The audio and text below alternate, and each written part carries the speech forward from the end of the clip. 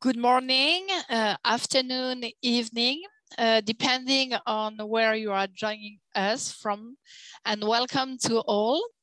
My name is Florence Mihan, and I am leading UNESCO's work on inclusion in education from UNESCO headquarters here in Paris.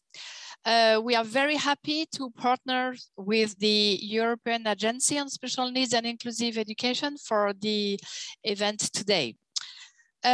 We are having a very rich and dense agenda, which, as you have seen, includes 2 short introductory remarks by UNESCO and the agency, as well as setting the scene session, and 2 panel discussions with the participation of policymakers, experts, and practitioners having knowledge and experience on legislation and policy development for inclusion.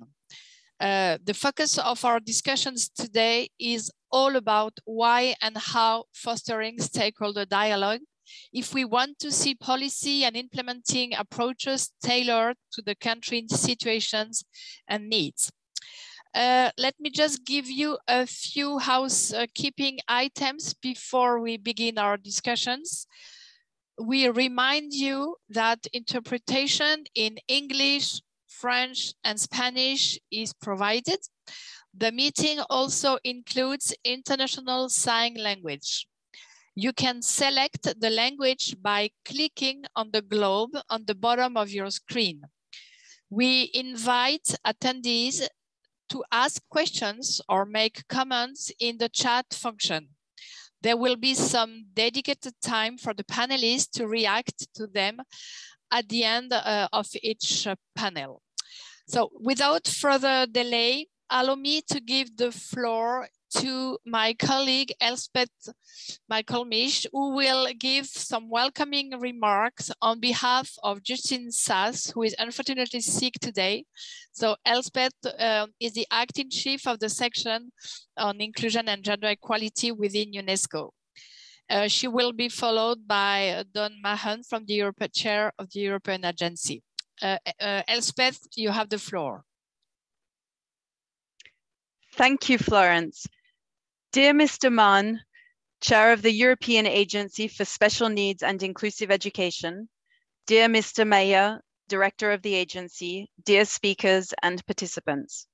It's my pleasure to welcome all of you today to this webinar co-organized with the European Agency for Special Needs and Inclusive Education. This webinar extends the collaboration between our 2 organizations that began many years ago. Let me give you just a few examples of this long-standing cooperation. Last year, the Global Education Monitoring Report partnered with the agency on the launch of the 2021 Central and Eastern Europe, Caucasus and Central Asia Report on Inclusion, which built on the 2020 Education Monitoring Report on Inclusion. In 2019, we jointly launched a global resource base on inclusive education, which is being updated constantly with resources and case studies from around the world. We also had the pleasure of welcoming Mr. Meyer at the Global Forum on Inclusion and Equity that UNESCO organized in Colombia in September 2019. Our webinar today is very timely, as many countries are slowly emerging from the COVID-19 pandemic. They have dealt with school closures and are now tackling the challenges of the educational disruptions they brought about, especially with regards to assessment, remediation, and recovery. It is also timely as the Secretary General of the United Nations, Mr. Antonio Guterres, is convening the Transforming Education Summit in September to mobilize action, ambition, solidarity, and solutions. Building on lessons from the pandemic, this summit will reignite commitment to education as a preeminent public good. It will reimagine education systems for the worlds of today and tomorrow and revitalize national and global efforts to achieve SDG 4.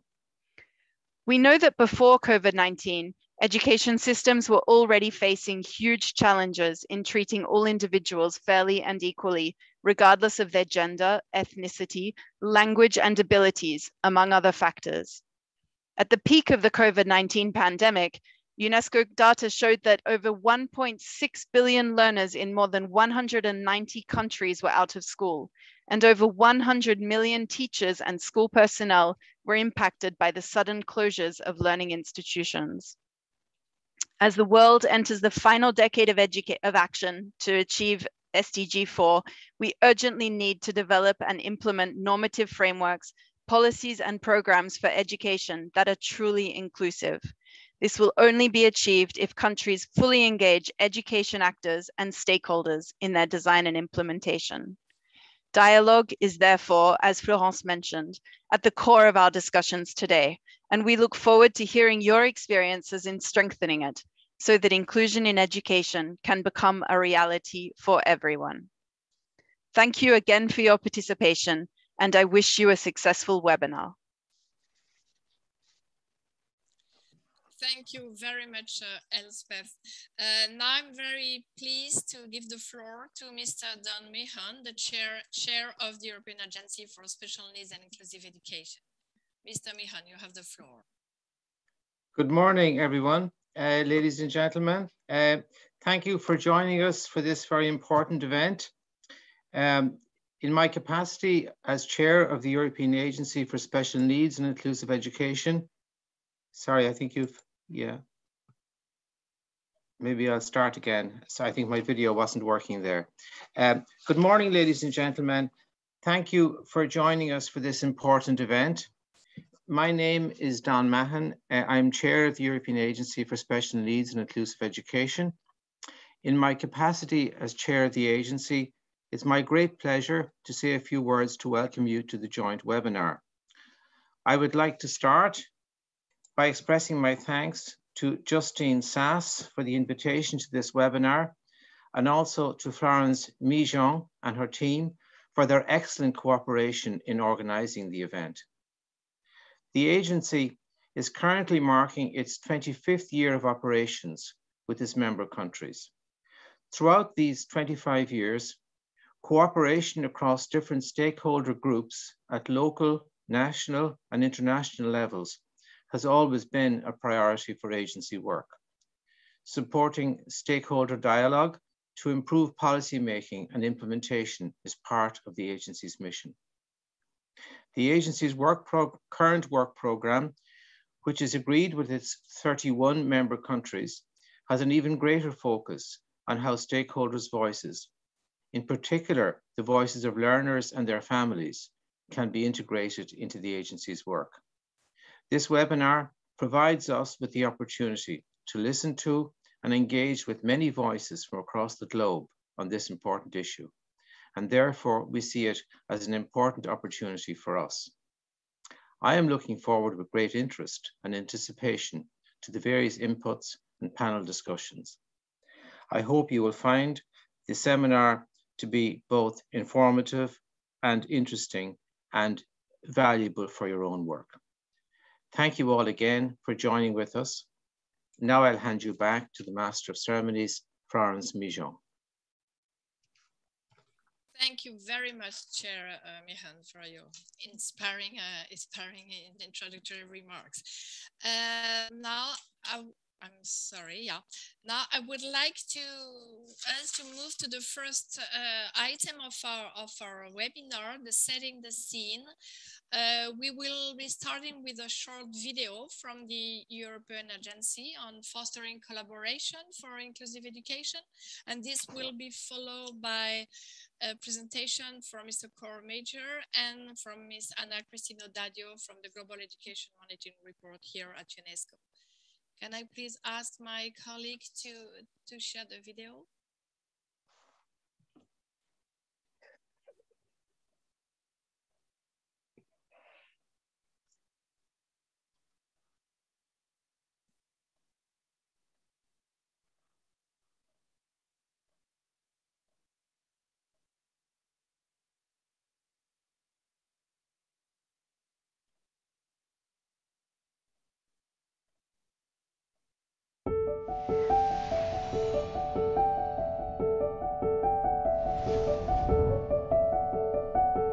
In an inclusive classroom, learners can grow alongside their friends and peers. The opportunity for everyone to work as a team and build lasting relationships is a cornerstone of an equitable educational environment. The European Agency for Special Needs and Inclusive Education supports ministries of education as they put this ideal into practice. We provide a platform for collaboration, working with over 30 member countries to ensure high-quality educational opportunities for all learners. The agency fosters transnational cooperation with organisations like the European Commission and the United Nations Educational, Scientific and Cultural Organisation, as well as educators, experts, learners and their families. Together, we work towards inclusive education throughout Europe. To realise our vision, we have built a peer learning framework. We create ways for member countries to exchange knowledge, combining policy, practice and research perspectives. At the agency, we facilitate peer learning in a variety of ways. Country policy reviews provide snapshots of member countries' educational policy frameworks. Data collection offers insight into statistics such as enrolment rates. Thematic projects involve policymakers, researchers, school leaders, teachers, parents and learners, looking at topics such as financing policies for inclusive education systems. And finally, through the European Commission's Structural Reform Support Service, we address individual challenges identified by ministries of education relating to policy reforms and implementation. Through these activities, we produce evidence-based policy recommendations to inform and improve inclusive education systems. We also identify goals that schools and educators can work towards. And importantly, we encourage cohesion for a brighter future across Europe, because everyone benefits when we can share our strengths and learn from others.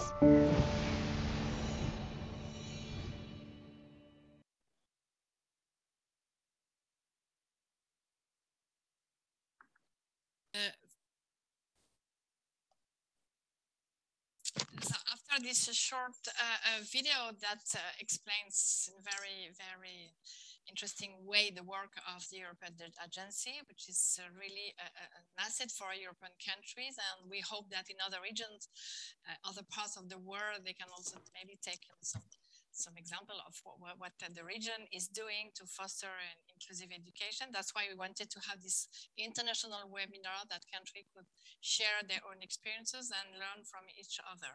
Now I'm very happy to give the floor to Mr. Cor Major, Director of the agency, for his presentation. Cor, you have the floor. Thank you very much, Florence. Dear participants, dear speakers, listeners, moderators and organizers, I'm very happy to be here with you on this webinar, which is a joint event organized by the UNESCO and the European Agency. And to add to the video and to set the parameters for this webinar, we strongly believe that inclusive education is a human rights issue in the first place. And we think that inclusive education contributes to more inclusive societies. Very much needed in these challenging times with a pandemic and a war around us. First of all, I would like to thank Justine Sass, hope she's better soon, so please bring my regards to her, and Florence Mihan and their colleagues at UNESCO for the opportunity to work with them in organizing this joint webinar. As a director of the European Agency, I would like to highlight the very positive cooperation with UNESCO over the past 15 years. The two organizations have contributed frequently to each other's activities and events. We have worked collaboratively on many initiatives, including our shared web resource base, Inclusive Education in Action. Please take a look at that website. And more recently, the 2020 Global Education Monitoring Report on inclusion in education, as well as the regional report covering Central and Eastern Europe, Caucasus, and Central Asia. Our organization have always had shared priorities and visions for inclusive education, and we both recognize the added value of working together on key issues. For the agency and its member countries, UNESCO is a very important stakeholder to engage with. And so we are very pleased to co-organize this event, which focuses upon such an important issue for agency member countries as well. In UNESCO's International Forum in Cali in Colombia a few years ago, an impressive event that I joined, we reflected on developments in 25 years since the Salamanca Statement on Special Needs Education. I was there also in 1994. Time flies. And the event clearly highlighted the importance of strengthening dialogue between stakeholders. The conference in Cali amplified the human rights aspect of the debate on inclusive education and actually broadened the view from special needs, which was the main angle for the Salamanca Statement, to all those who are vulnerable to exclusion. The agency's work with countries involves work with a wide range of stakeholders, not only decision makers working at different levels like local, regional, or national policymakers, but also teachers and practitioners. Increasingly, our work will involve the voice of learners, their parents, and their families. Partnerships and networks with stakeholders and local communities are vital so that ministries and schools can collaborate in different ways to establish the necessary cross-sectoral working across all system levels for inclusive education. Alongside this, countries should foster stakeholder engagement, in particular valuing, listening, and acting upon the voices of learners themselves. We work to the principle that cooperation and dialogue can empower everyone involved: learners, parents and families, professionals, and decision makers. And I'm very pleased that so many stakeholders are represented here today and to share their views in this event. European countries have very interesting examples of stakeholder dialogue, and we are very pleased that some of our member countries have agreed to participate in this meeting to share information on some of their work. However, it is important for me to stress that our work has shown that examples you learn best from are those where there is an opportunity for an open discussion around the challenges and opportunities being faced. All the upcoming inputs later today are being offered as examples that will hopefully stimulate thinking and discussion. Our agency has an agreed position on inclusive education systems, that all learners of any age are provided with meaningful, high-quality educational opportunities in their local community, alongside their friends and peers. This vision is very much in line with the UNESCO's Reimagining Our Futures Together report that highlights the need to ensure the right to quality education throughout life as a foundation of a new social contract, which will involve strengthening education as a public endeavor and a common good. With our member countries, the ultimate vision for inclusive education is understood as an aspiration, as a goal, as a focal point on the horizon, that all member countries can align their policy development work towards. And we recognize that all countries are at different points in their thinking and action around this vision for inclusive education systems. All countries are on the road towards more inclusive education systems, but no one has all the answers. And we know that no single country in the world has a fully inclusive system. Inclusion and inclusive education will never be achieved in full, and we are always aiming for improvements and developments. Changes in thinking over time influence our understanding of what inclusion and inclusive education mean in current situation and realities. I've always argued that the strive for more inclusive education and more inclusive societies is comparable to the battle against poverty and the fight for gender equality.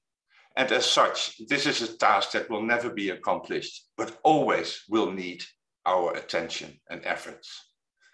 This principle that is applied in this webinar is that we can all learn from each other.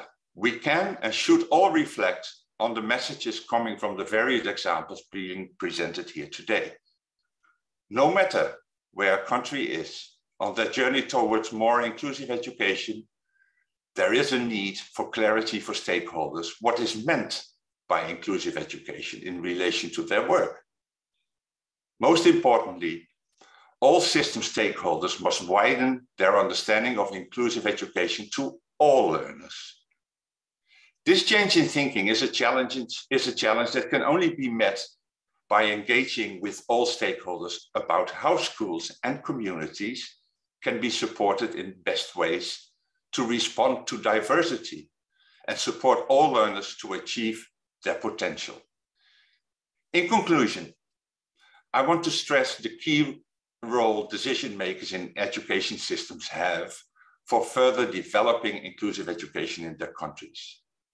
This means, firstly, putting a political vision for inclusive education into a shared language and a shared way of thinking that all stakeholders can understand and actively discuss. Then secondly, it means actively supporting the process of clarifying that inclusive education is everyone's responsibility and everyone's goal. Inclusive education is about all learners, but it's also about all stakeholders, all parents, all practitioners, and all policymakers. Their contributions to debates on legislation, policy development, and implementation are crucial if there is to be a genuine shared vision of inclusion in education. Now, coming to an end of my intervention, I would like to wish you all an exciting webinar that will bring you something, and it will help you to further develop plans and to start implementing these on how to enhance stakeholder involvement in your work. I now hand over back to Florence Mihan.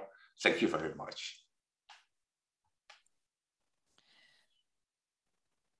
Thank you very much, Cor, for providing these insights on the vision approach on inclusive education of the agency, which is clearly aligned to UNESCO's vision and approach. Now I'm very happy to turn to my colleague Christina Dadio, senior analyst from the Global Education Monitoring Report here at UNESCO. Christina, please, you have the floor. I think you have a PowerPoint to show. Thanks, please. Florence. Let me see if I can share it, as it doesn't seem to work now.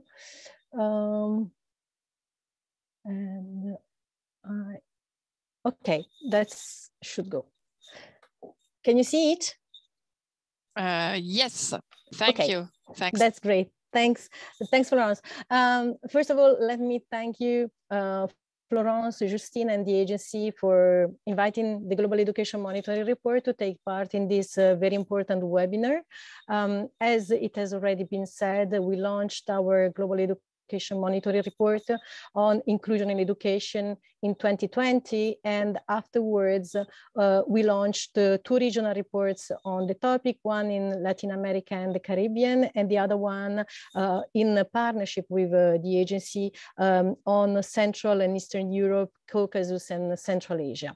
And as you know very well, the report has embraced the view that inclusion is a process that embraces diversity and builds a sense of belonging to achieve social cohesion.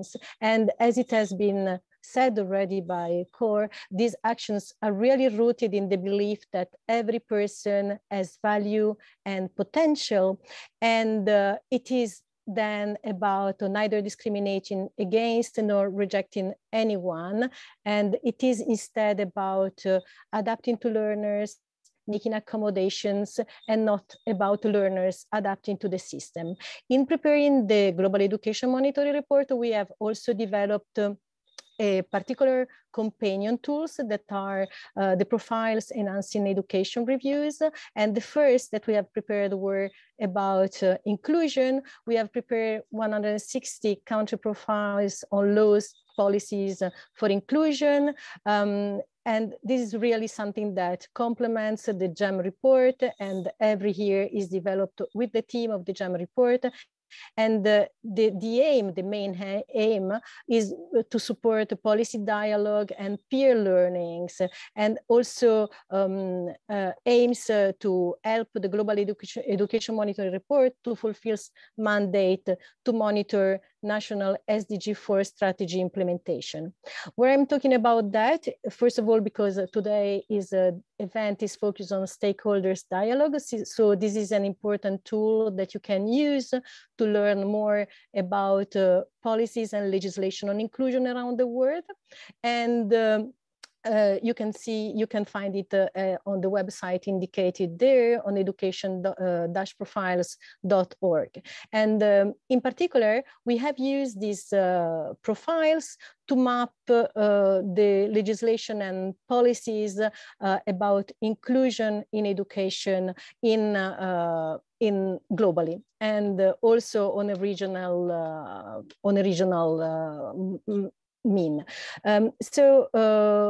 There is something that one recommendation that really means for all, and it's really about the widening the understanding of inclusive education, meaning to include all learners regardless of identity, background, or ability. However, when we have done the review of the country profiles on inclusion in education, looks at legislation and policies, we have realized that only 68% of countries have a definition of inclusive education, and only 57% of those cover multiple marginalized group. Generally, what happens, and we have found that many countries define or identify inclusive education with disabilities. However, this is something that is very important, and the report I highlight is that inclusion is not about one group, inclusion is about everyone, and this is why each of us should be interested in these issues. Looking at then the laws on inclusive education, we have seen that in general, education laws tend to focus or to target specific groups at risk of exclusion in education. And globally, 16 countries mention inclusive education in their education laws, while the majority of countries have laws for which education ministries are responsible promoting the inclusion of persons with disabilities. So again, the majority of legislations is again focused on specific group, and in particular learners with disabilities. And other countries, so 60% of countries have laws geared towards inclusion of linguistic minorities, and 50% towards gender. In 30% of countries, we have also noted that it's still disability laws that regulate inclusion in educations. And progress has been made towards a right approach, a right-based approach to inclusion, but there is still much to do before education laws become inclusive. So, for instance, when we look at how education laws consider or approach the issue of education of learners with disabilities, we have seen that in one in 4 countries, laws set that the learners with disabilities need to be educated separately in special schools, while less than 1 in 5 countries said they need to be educated in inclusive settings. And in about half of countries, laws still provide for a combination of segregation and mainstreaming, so this twin track approach to the education of people with disabilities. Also, education policies varies a lot globally in their emphasis or ambition on inclusion. In some 5% of countries, policies provide for learners with disabilities to be educated separately in special schools, but 38% of countries have policies that provide for education for learners with disabilities to be delivered in inclusive settings. This means, if you remember my previous figures about legislations, that policies are more proactive on inclusive settings, education for people with disabilities, compared to legislations. Here again, about half of countries have education policies that promote the approach of combining segregation and mainstreaming for the education of learners with disabilities. Another important recommendation of the report concerns teachers, and it's about empowering the education workforce in the sense that all teachers should be prepared to teach all students. And we have the review of the country profiles have allowed to note that globally, some 25% of teachers reported high need for training on teaching students with special needs. 49 educational sectors plans and strategies indicate an aim to provide teacher training on inclusion. And when we look, for instance, at the data and the figures that have been provided in the regional report among the 30 countries and territories in Central and Eastern Europe, Caucasus, and Central Asia, only 9 countries include inclusion-related practice and placement in initial teacher education, while at the same time, 70 countries have indicated that legislation or policies supported the development of learning communities that are very important for teachers, also as the COVID pandemic has shown. Another important recommendation is the report concern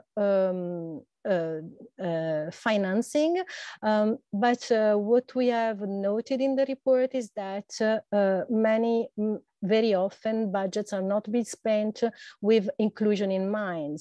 And in particular, the profiles on equitable financing that have also been published for 80 countries found that equity and inclusion objectives are not considered in financing policies. And to come to a conclusion that are very relevant for the event today is that the report also importantly highlights that it is really something crucial to engage in meaningful consultation with different stakeholders, parents, communities, teachers. All the actors are important to achieve inclusion. Inclusion is an ambition, we are far still from that, but should remain an ambition. And so this is why it's so important to involve all stakeholders. And this is why it also is important to ensure cooperation across sectors, across departments and tiers. And also to make space for non-governmental actors to challenge and fill gaps. And the other recommendation you can see here, I have no time to go through that, but once again, it's important to hear in the voices of all actors and then allow them to make part to this important discussion about inclusion. Thanks a lot. Thank you very much, Anna. So for the participants, you saw on the chat that my colleague puts the reference to the Global Education Monitoring reports and to the country profile. So we encourage you to have a look at the report. Thank you very much, Anna, for this very comprehensive and interesting presentation. Without any further delay, because we are a little bit behind schedule, let me introduce our first panel. On stakeholder dialogue as an input to legislation and policy development. This panel will be moderated by my colleague Rola Moom, who is in charge of the Right to Education program here at UNESCO.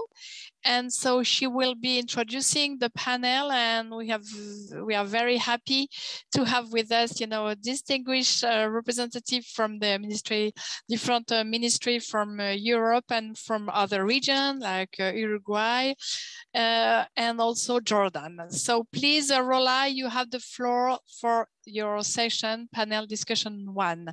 And I just remind the speakers to please respect the time limit. Thank you very much. Rola, you have the floor. Thank you. Thank you very much, Florence. It's a pleasure for me to moderate this important session. The objective of this panel is to discuss how different stakeholder voices and views can be used as inputs to dialogue around the development of legislation and policy for inclusive education. I would like to emphasize that inclusion has gradually emerged in the right to education vocabulary to support and strengthen the concepts of non-discrimination and equality of opportunity that are enshrined in the UNESCO Convention Against Discrimination in Education. For countries to put into action their commitment to inclusive education under SDG 4, it is crucial that national legal frameworks are updated. Without legislation, the whole system reform that is needed to make inclusive education a reality would fail. Implementing inclusive education is not simply the placement of students with special educational needs in mainstream institutions. It denotes a radical restructuring of education in terms of organization, curriculum, teaching and learning strategies and spaces, so that diverse barriers that each and every learner face can be addressed. In this context, I would like to mention that UNESCO has embarked on an in-depth examination of the international right to education framework to ascertain which aspects could be reviewed to reflect modern norms and trends. In this context, strong arguments have been found for the enshrinement of a legal right to inclusive education, building on the headline of SDG 4. Providing legal footing both in international and national frameworks is really crucial to facilitate the whole system reform that is needed. Moreover, inclusive education is predicated on a truly collaborative approach to teaching and learning, and this was mentioned earlier, requiring stakeholder dialogue between educators, learners, families, other stakeholders, and education staffs and administrators and service providers from other sectors to support the learner on their individualized learning pathways. So only through the drafting of legislation to this end and with the participation of traditionally excluded groups can a government mobilize the necessary intersectoral resources and expertise to make inclusive education a reality. Now, I would like to turn to the panel members and give the floor first to Mrs. Elżbieta Neroś, Deputy Director, Department of Upbringing and Inclusive Education, Ministry of Education and Science in Poland, who will be presenting how the country has been progressing towards inclusive education and how stakeholder dialogue has been contributed to this end. Mrs. Neroś, you have the floor. Thank you very much, Rola. Hello, everyone. I hope you can hear me and see me. Bonjour, buenos días a todos. Dzień dobry do moich kolegów z Polski. Thank you for the opportunity to participate in today's meeting and present the Polish experience as a practical example in today's topic. The activities I will present were carried out by a team of representatives of the ministry, as well as the representatives of stakeholders. So the teamwork was one of the elements of the stakeholder involvement in the reform process in my country. Please give the next slide, thank you. And to provide you some context of the action taken in this area, I will point to a few facts. First, the awareness of the gap between current legislation and the everyday school practice was a rise in the ministry, which was influenced very much by the voice of the stakeholders. Secondly, the number of learners who have been identified as needing additional support or special education is growing in Poland from year to year. And since the system of financing specialist support in our educational system is closely so far linked to the diagnosis of a particular type of disability, the funds allocated in the state budget for special education increase with the growing number of learners with disability. As you can see on the slide, these funds has almost doubled over the last 7 years. Next slide, please. And these challenges were the most important factors that influenced the decision of the Ministry of Science, of Education and Science to undertake the work on a comprehensive reform on the inclusive education system. The first stage of our work was to gather information about what the problems are based on data collected and how they are perceived by different stakeholders groups. Next step, it was necessary to define a target vision of the system and to establish what short-term and long-term goals we want to achieve. And finally, to determine how we want to achieve these goals. Who will be the implementers? What will be the sources of financing? The reform on inclusive education, what is important, I would like to point it, was included in the government's strategic documents. And there was, on the very beginning, there was made a political decision that in this process, this reform, stakeholders should be involved on each stage and in a meaningful way. So not only to send some draft documents for opinion. Next slide. Oh, no, it's a good slide. Thank you. So we invited to our activities various stakeholders groups. As you can see on the slide, there were, among others, educational staff, so teachers, head teachers, specialists from different types and kind of educational entities.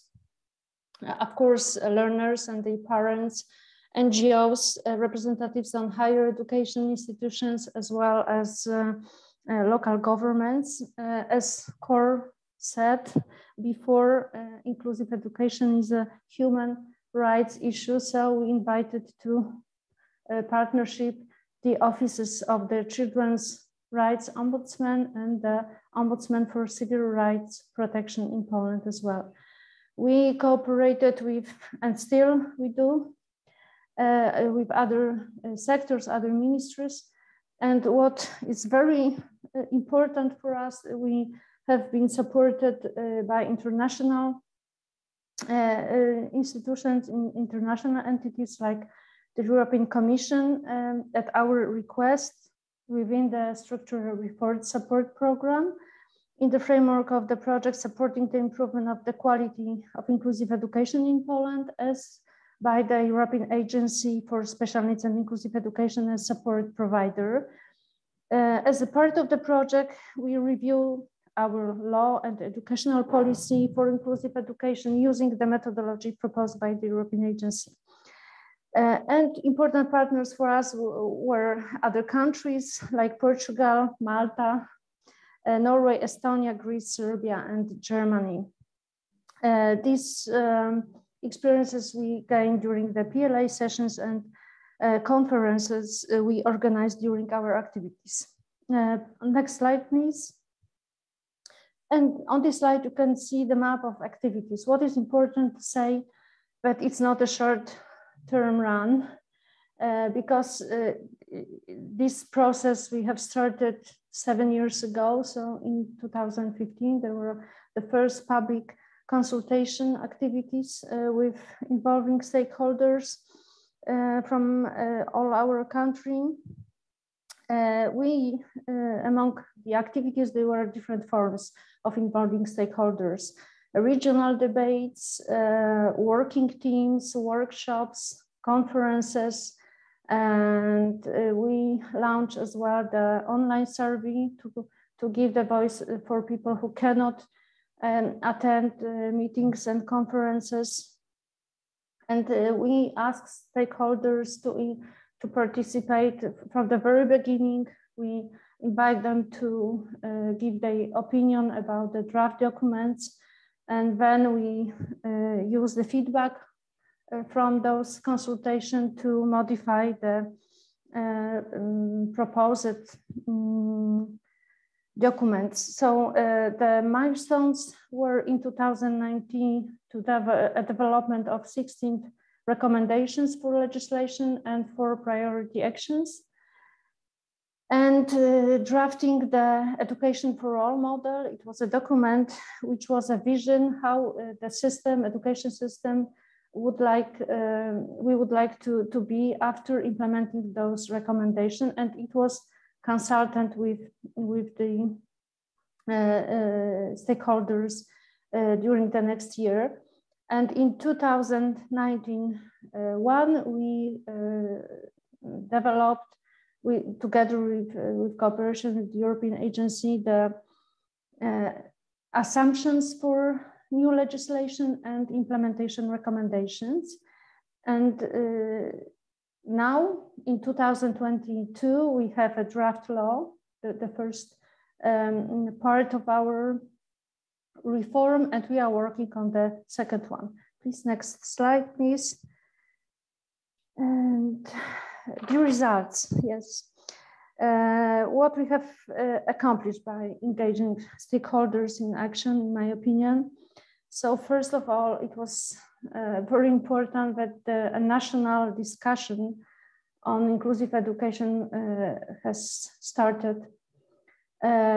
It isn't finished yet, but it was very important that we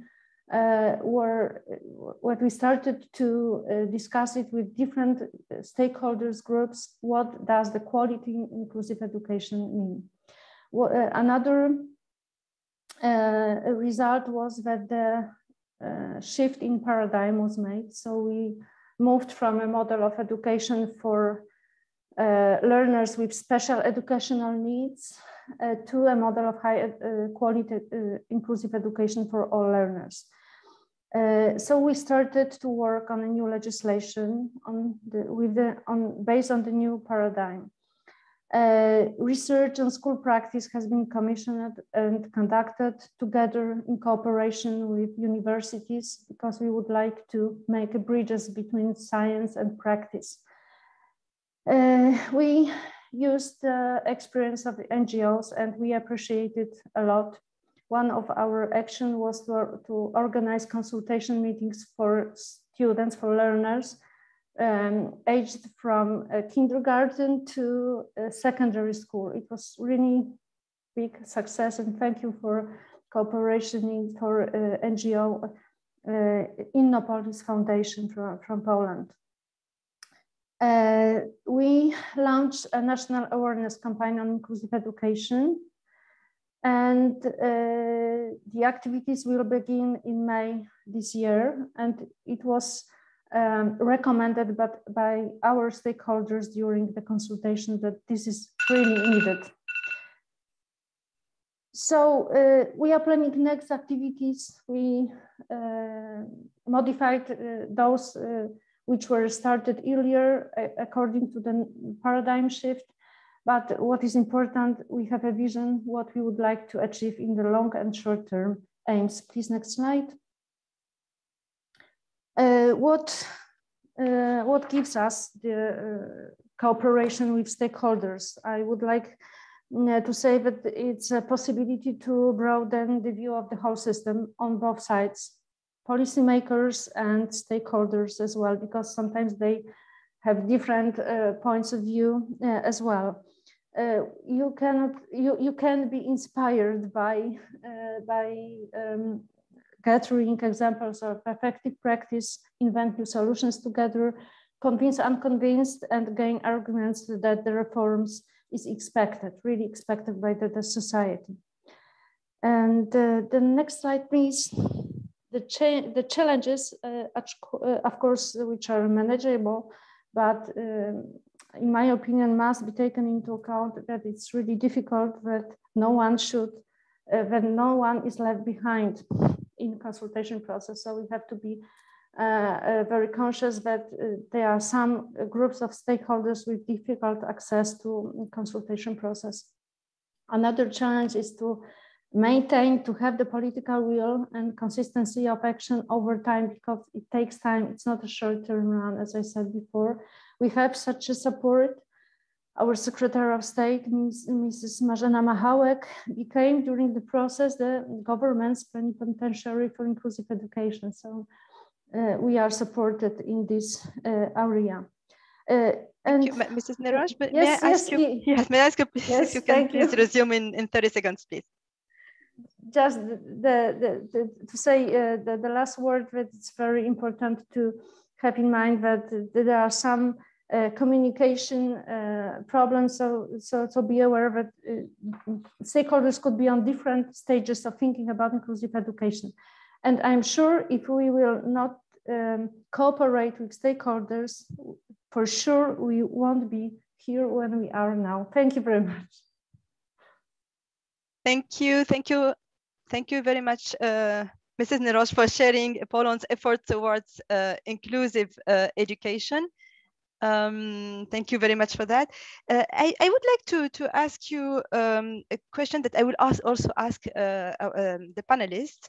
Can I please ask you if you can share with us some key recommendations for promoting stakeholder dialogue to the development of legislation and policy for inclusive education? And can I please ask you to stay within 1 minute for your response? Mrs. Niraj? Yes. Okay, I can hear you. So I think the most important that you have to be prepared for a marathon, not for a short distance run. And you have to provide in this process human resources, time, build coalition with various partners. So do not avoid the difficult partners. And in my opinion, the efforts put in the meaningful consultation with stakeholders really pays back, but it takes effort, but it's worthy.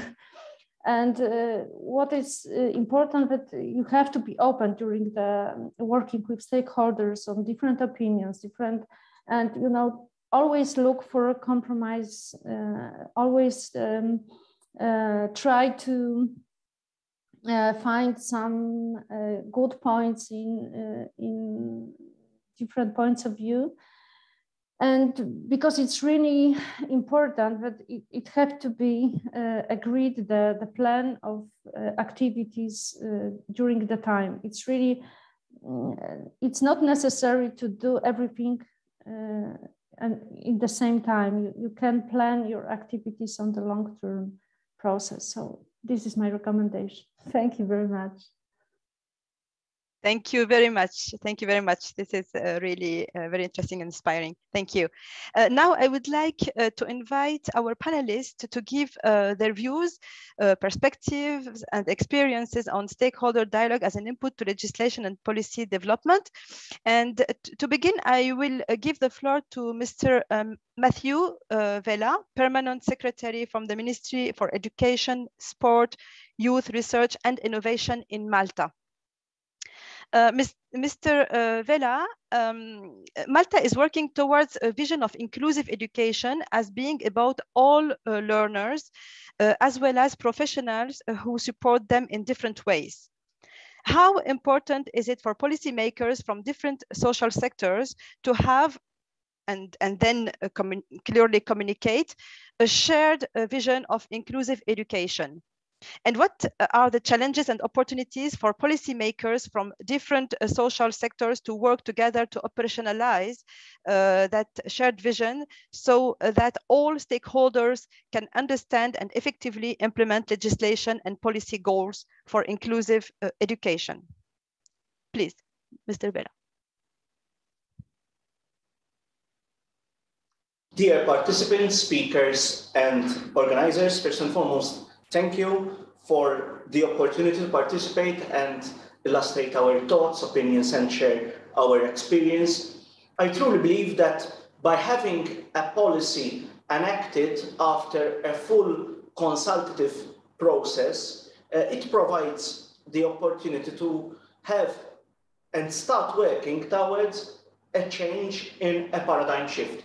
A paradigm shift leading from a one-size-fits-all to a school transforming into an inclusive, to schools being transformed into inclusive settings. Indeed, such opportunity will provide the aspect to implement a learner-centered approach that will ensure that inclusion is seen in its totality and not as a side or part of a box to be ticked.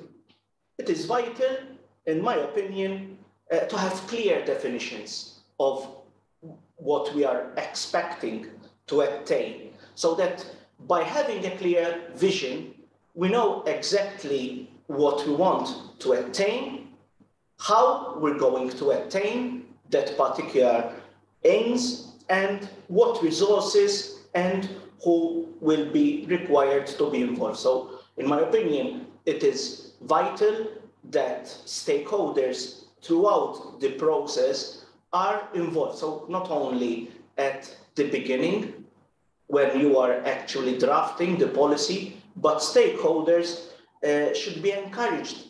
And when I'm referring to stakeholders, not only to educators, but even as we were mentioning during this event, the importance of the parents, the importance of the students that are involved, and even other stakeholders involved in the school community. Such opportunity will even provide to encourage more the aspect of diversity. So basically, we are not only addressing the aspect of inclusion, but when we are referring to inclusion, we are also including the aspect of diversity. Indeed, such policy will provide clear pathways how to foster school culture and environments that are safe, secure, and how to motivate all learners. Indeed, this point, in my opinion, will nurture a collaborative approach.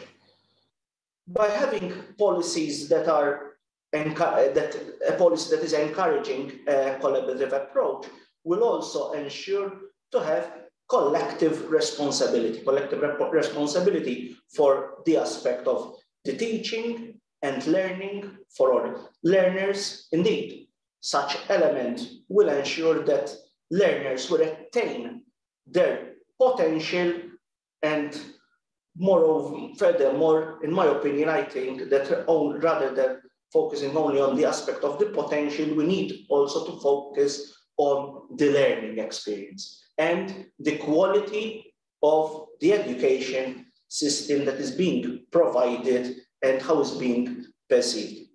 The policy will also promote the aspect of inclusive education as a continuous development process focused on understanding how students learn, and in a continuous manner will be, in my opinion, we need to identify and remove barriers. And in my opinion, this point should not only be an issue of policymakers, but it should be a matter that is dealt and continuously discussed with all involved stakeholders, so that even the aspect of and the levels of participation in all schools are encouraged. Thus, enhancing communication between mainstream and resource centers is vital, ensuring that the appropriate referral procedures are made available through in-school support services. And I think that even in this situation, we need to focus about the importance to have the upskilling of educators through the involvement of different professionals in this field. Evaluation, I think monitoring and evaluation are two very important elements. And rather than having evaluation at the end of a cycle, I believe that we need to have continuous monitoring that you involve directly different stakeholders, because such sharing of experience, you are continuously creating the aspect of empowerment. If there are certain difficulties at different levels, will be addressed immediately, and such will ensure that learners will have the opportunity to access to truly inclusive education that is of quality, and which at the end of the day is providing the opportunity to enhance the students' potential and maximize the students' potential, so that the students individually, so as we mentioned even before, the aspect of human right is maximized, and we truly attain the scope of having such policy that will embrace and share cultures and the ethos of diversity. Thanks a lot. Thank you very much, Mr. Vela. Thank you very much for this overview of Malta's experience, and also for the interesting insight shared. So based on this, I would like to ask you what would be the 3 key recommendations for promoting stakeholder dialogue to the development of legislation and policy for inclusive education, according to you? I strongly believe that by developing certain committees, such as interministerial committees, you will directly embark in a process where dialogue and collaboration are at the center. Moreover, having different professionals involved will ensure a seamless in the service provision. And the third point, I think that by having real continuous monitoring and evaluation exercises will keep that momentum and having direct interventions when required. Thank you. Thank you very much. Thank you very much. Let me now turn to our next speaker, Mrs. Carolina Sanguinetti, Inclusive Education Coordinator from the Ministry of Education and Culture in Uruguay. Mrs. Sanguinetti, you work on a project called... Hola, buenos días. Hello, buenos días. You work on a project called Articulators of the Territory in Uruguay's Ministry of Education, which aims to promote training and awareness about the importance of inclusive education amongst educational personnel.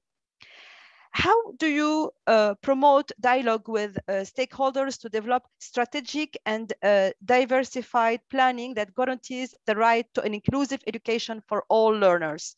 And what are the challenges you face when delivering this work, and what are the benefits that you are seeing? The floor is yours. Thank you. Bien, buenos días, muchas gracias. Hello, thank you very much for the invitation to participate in this meeting. Now, first of all, just a short introduction regarding this project, Articulators of Territorial Inclusion, the AIT project. It's an inclusive and public program, and we're also focusing on human rights in order to create a fairer society. And this is something that is being rolled out in different departments and different regions of Uruguay. Now, one of the issues that is linked to the focus of this project and its particularity is when it comes to working with educational teams and with teachers through having flexible methodologies. And also another important issue, and what actually happens on the ground in each different region and with each different community.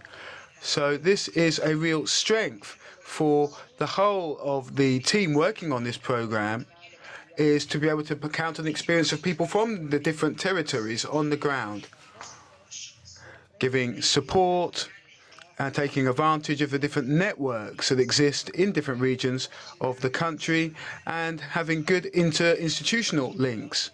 What we have also been doing for a long time in this extremely important area of training these professionals. We see that what's really at the core of this public policy is making sure that there is quality training for all of our teachers regarding inclusive education. We have to make sure that there is a process.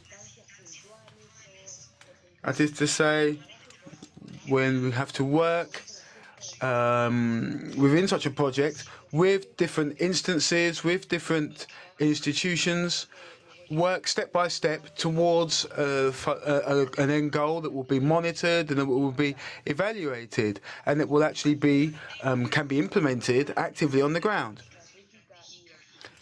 Now, indeed, this is also linked to strategic and diversified planning. Here we see this is focused on the pedagogical or teaching aspects of education for all. This is extremely beneficial for all students and for all of the education community, and not only for a few people in particular. This is something that gives a real answer to when it comes to solving the issue of achieving diversity. And this is something that is a real wealth. Furthermore, when looking at these different dimensions, we see that they are really anchored in three components: the practice, the cultures, and inclusive policies. That's why we work at these three different levels.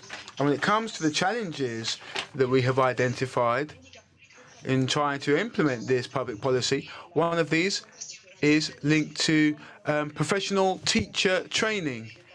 How can we make sure that there is quality training so that teachers can give quality education? This is something that we need to continue to work in.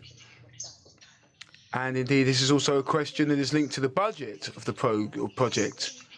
Another challenge is that of the differences or divergences, let's say, between the different conceptual approaches of educators in different regions.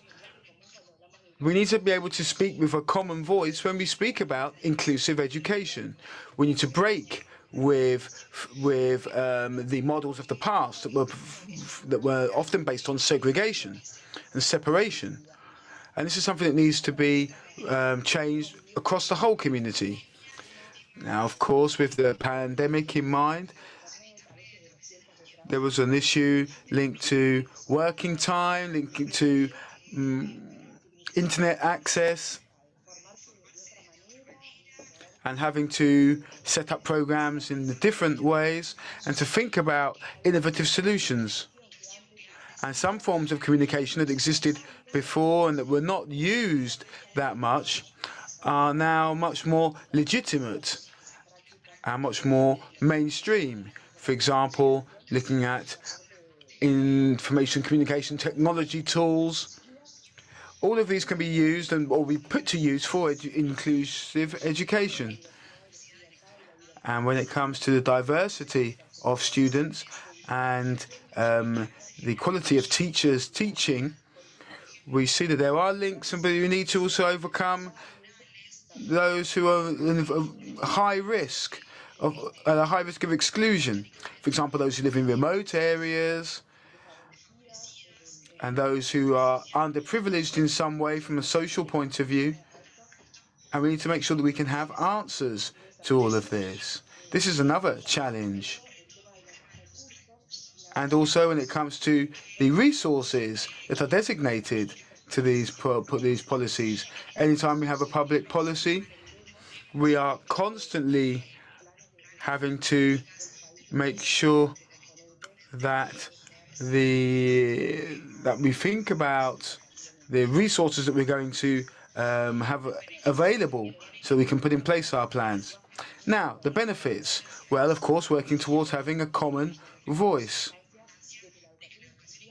Making sure that inclusive education can be built using all stakeholders, families, teachers, students themselves, pupils themselves, and really at the basis of the community, we need to make sure that people are working in partnership with educators and with the school. We also understand that it's very important to make sure that there is accessibility to all. This is a complex issue, and this can be seen from different areas when it comes to communication, access to teaching, physical access to buildings, but also the attitude of teachers and other stakeholders, because inclusive education also needs to take into account this aspect, making sure people's attitudes are appropriate. Indeed, we need to make sure that this kind of education is a real asset for the classroom, but also an asset for other stakeholders in education and also other sectors of society, so that citizens are conscious of these benefits in their everyday lives.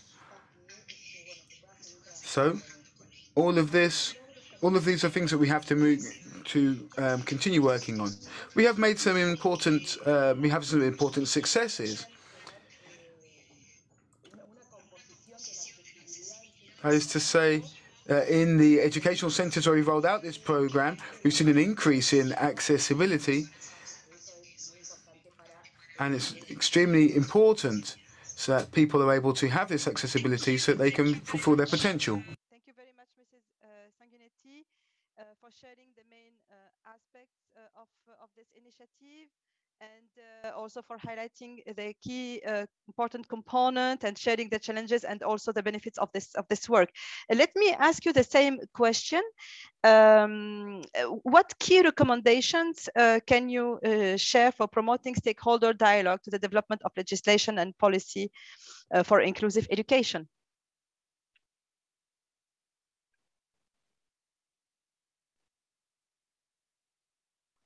Yes. Thank you. There is no sound. Sorry, we cannot hear you. Oh, now you can hear me. We need to recognize the importance of teacher training and teacher development. When we're speaking about professional development, we're speaking about a vision of inclusive education, but also making sure that this vision can be implemented on the ground into strategies and tools that can actually be rolled out and that can benefit the everyday lives of students and all other stakeholders. We also need to remember that inclusive education is a process.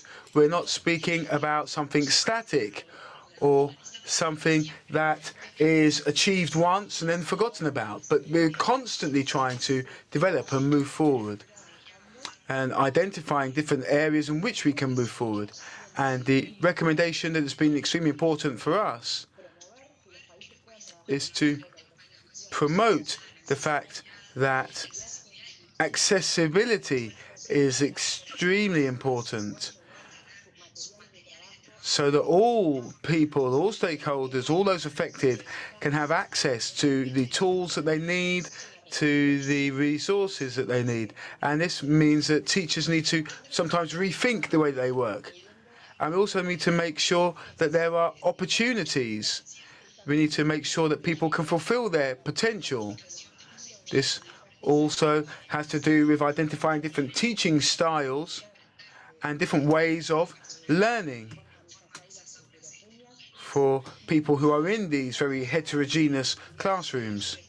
And we need to make sure that there are synergies. These teams need to work together so that we are listening to others and their points of views, so that so that people can adapt their own plans to their own classrooms. We also need to focus on emotional education so that certain issues can be dealt with, especially linked to issues that arose with the pandemic. And we also need to make sure that the teacher well-being is taken into account so that they can be as close as possible to their students. Thank you very much, Mrs. Sanguinetti. This is very, very interesting. Thank you very much also for highlighting the importance of accessibility and also reminding the importance of teacher well-being and all for your recommendations and guidance. Without any further delay, let me turn to Mrs. Brenda Shearer, Head of Special Education from the Department of Education in UK, Northern Ireland. Mrs. Shearer, currently in Northern Ireland, there is a system-wide review of the education system. This will also include a specific review of support for learners with special needs. Can you please tell us about how different stakeholders are being involved in that work, and what have been some of the challenges for meaningful stakeholder dialogue, and how have they been overcome? Thank you. Good morning, thank you. The challenges faced in Northern Ireland as we emerge from the legacy of the conflict are well.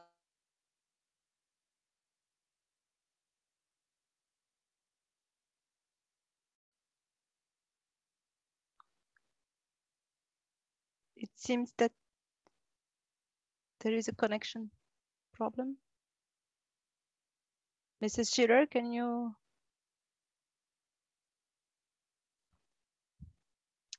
Mrs. Shearer? Okay. You are muted. Please, Mrs. Shearer, you are muted. Do you need me to start again, or? Please. Please, okay, right. Don't know what happened there. The challenges facing Northern Ireland as it emerges from the legacy of the conflict are well documented. Education, including special educational needs, is a key priority for all our political parties. This was reflected in the 2020 New Deal, New Approach Agreement, which included the establishment of an independent external review with a focus on securing greater efficiency in delivery costs, raising standards, access to the curriculum for all pupils, and the prospects of moving towards a single education system, and the promise of a new SEN framework. The independent panel is fundamentally reviewing the whole education system through engagement across internal, external stakeholders with a focus on quality, equity, and sustainability of the system. This review has the potential to recommend a radical reshape of education design, delivery, and provision, subject to executive agreement and budgetary approvals. The 2020 Northern Ireland Assembly Public Accounts Committee Impact Review of Special Educational Needs report launched a further independent review to examine whether special educational needs provision processes are fit for purpose in terms of children's progress outcomes and whether services can be delivered more effectively and efficiently. This review will also inform the overall review of education. Critical to the success of these reviews is supporting engagement. The department has invested to ensure that the inclusion of all, including children and young people who may or may not have a say and/or disability, their families, advocacy groups, and the third sector's views are heard, with opportunities for discussion through schools, local and regional youth groups, and social media to ensure that their learning experience and views are reflective in any change. Recognising that this is a whole population conversation in relation to system change required to create a strong vision for the future of education in SEN, various methods to engage with the wider population have been employed, such as early communication and promotion through departmental website, press coverage, networking, and surveys promoted through various media channels have identified key themes for further discussions. Emerging themes have been tested within smaller, more focused conversations within schools and local communities. Another part of the engagement has been calls for evidence from academic institutions, education advocacy groups, education professionals, including trade unions, to ensure that the system is heard within the context of the reviews. Political parties have been directly engaged and local representatives invited to smaller, more area-based events. Their buy-in is critical to the implementation of recommendations and financing. COVID-19 enabled us to make policy and legislation in real time, adapting it to reflect stakeholder feedback to enable better policy decisions and legislation. Increasing numbers of children and young people with more complex SEN requiring special school and specialist provision in mainstream, budgetary pressures and a new executive framework frame the need and the context of dialogue with stakeholders for those reviews. The most significant challenge faced is consultation fatigue, apathy and lack of trust. Stakeholders question, will we actually see change this time? Engagement with stakeholders and cross-departmental working through COVID has helped rebuild some of the trust on the front line, co-designing new programmes to help children and young people reintegrate following lockdowns. In order to overcome these challenges, the department has made a commitment to building trust, openness and transparency. The overarching review aims to deliver an interim report by autumn, outlining the engagement process and the emerging thoughts on the key things. And the review of SEN will be completed by the end of this year. Thank you. Thank you. Thank you very much. Thank you very much, Mrs. Shearer, for sharing with us the work of Northern Ireland and providing support for learners with special needs. I will ask you the same question about the recommendations. If you can please in 30 seconds share with us your key recommendations for promoting stakeholders dialogue to the development of legislation and policy for inclusive education. The mantra of nothing about us without us, first count in terms of disability activism, is now shaping how our organisations consider the engagement with their customers and end user of any services or product. Early and continuous constructive engagement with stakeholders is the key success to the programme of change, and recognising that whilst engagement and listening to stakeholders is critical, it is important that we are transparent and identify and manage stakeholder expectation. Ongoing communication is important to ensure that stakeholders recognise that their views have directly influenced change, and if all else fails, pizza and ice cream never fails to engage children and young people who are the key stakeholders in education and special educational needs. Brilliant. Thank you very much. Really, thank you very much. I am pleased to turn to Mrs. Lama Al-Natour, who will be our last panelist. Mrs. Lama Al-Natour is the executive director of the Development Coordination Unit at the Ministry of Education in Jordan. Mrs.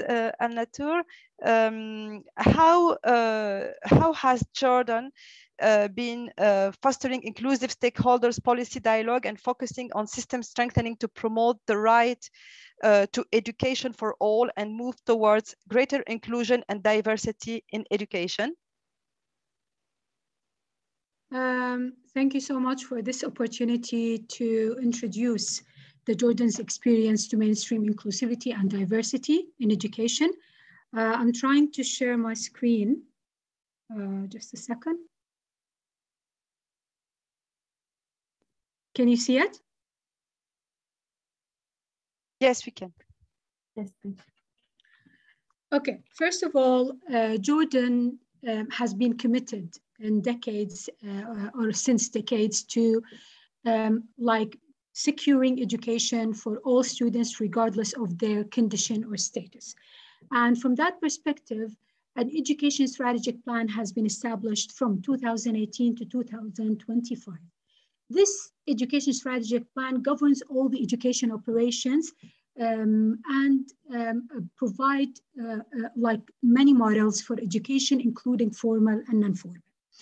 The most vulnerable children was the focus of this ESP, and from the ESP, many programs have been driven and have been guided, like the Compact program for supporting refugees' education. So the Ministry of Education is also embracing the SDG 4 agenda and tracking progress on an interim basis. So annually, we provide a progress report to the SDG committee.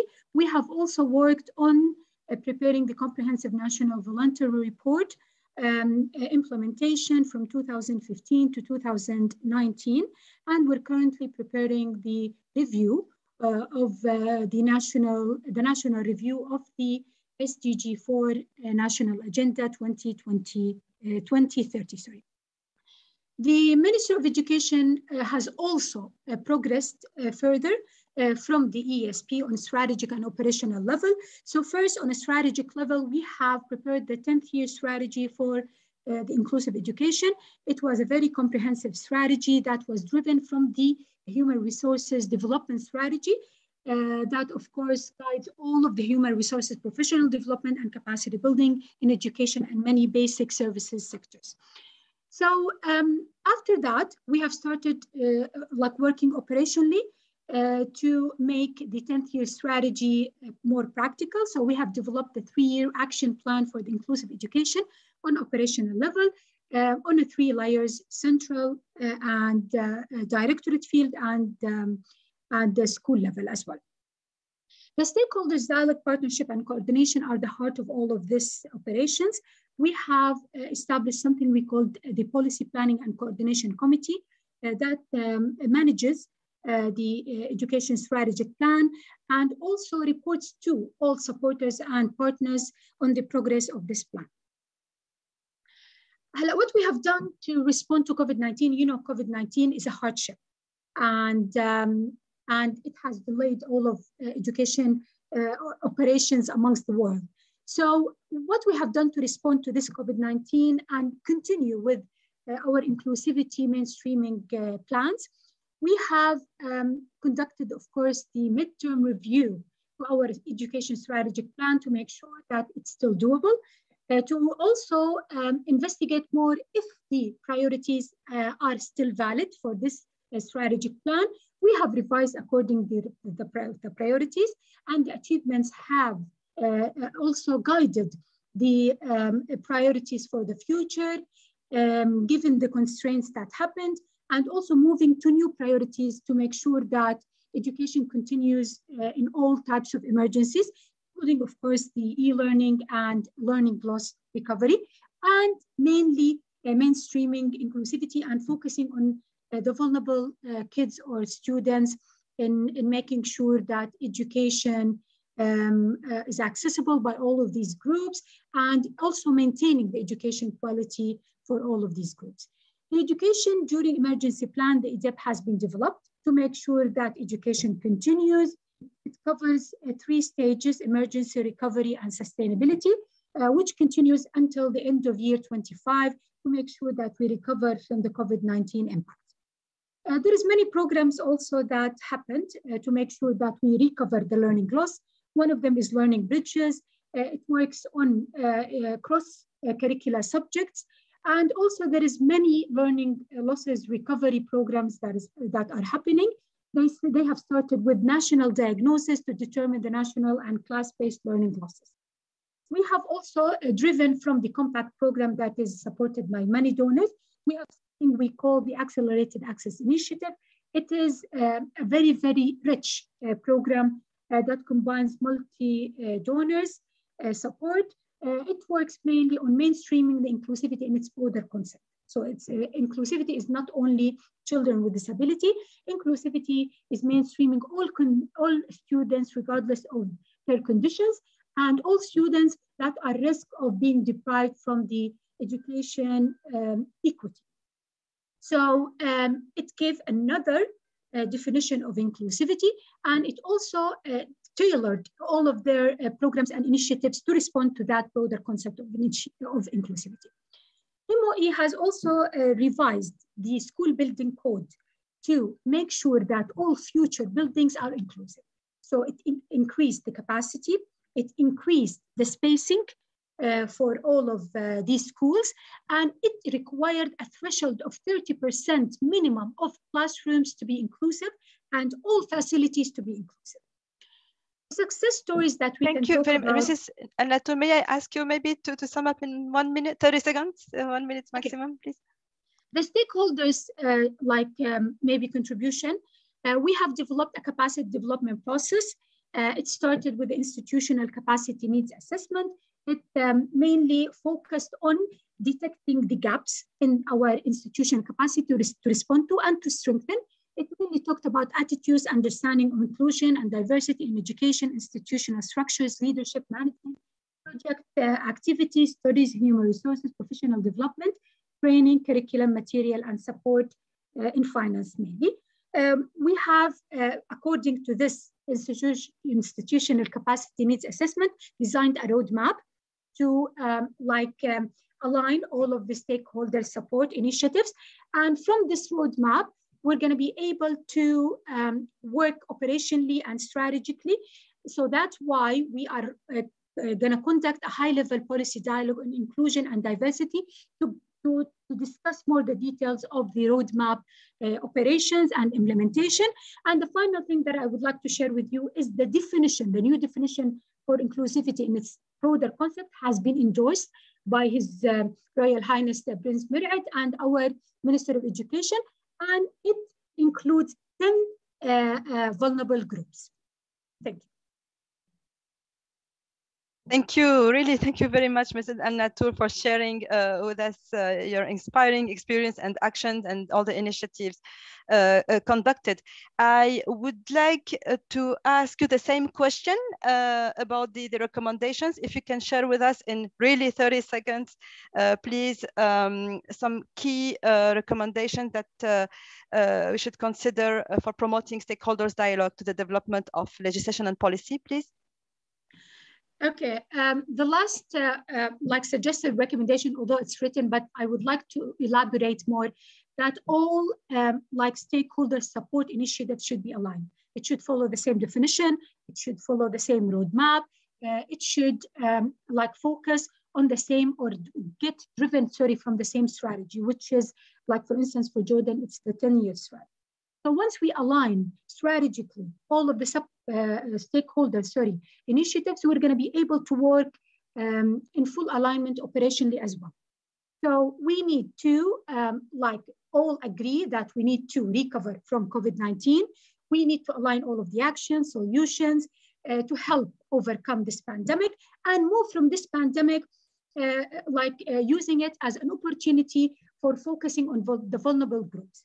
So the support should be aligned. The budget allocations should reflect that aligned support, and work always on 3 layers, central, directorates, and schools, to make sure that everybody is involved and, of course, all students are included or considered. Thank you. Thank you very much, Mrs. Natur, for your very concrete insights and recommendations. And I would really like to thank all the panelists for sharing really this interesting and helpful perspectives, insights, and all these recommendations that we really have to consider carefully. I'm afraid we are running out of time, and I think we don't have enough time for the Q&A session, but the panelists, and this, I think this was announced, the panelists will be able to respond directly to the questions from the audience in the chat. And I think the discussion of this first panel has now unfortunately come to an end. I want really to thank once again all the panelists for their really great contributions and inspiring reflections. And now I hand back the floor to Florence to introduce the second panel. Florence. Yeah, thank you very much, Rola, and thank you so much to all of the experts and panelists for this very inspiring and interesting discussion. Unfortunately, as Rola said, we are behind schedule as usual. I think we need to this kind of meeting last for 3-4 hours. There's so many interesting things to say. Anyway, may I ask the interpreters if it's possible that we end at 2:10 instead of 2, 10 minutes. Would that be okay? We hope. If anyone is listening to the English channel, this is the only way we can communicate. It's okay with the interpreters. Discussion about the implementation. So in the first panel, we discussed more the policy development, the kind of framework that we need, the importance of involving all stakeholders. And now we are moving towards I would say the ground, when the school, the learning settings. And we will discuss the importance of stakeholder dialogue as kind of ongoing input to policy implementations.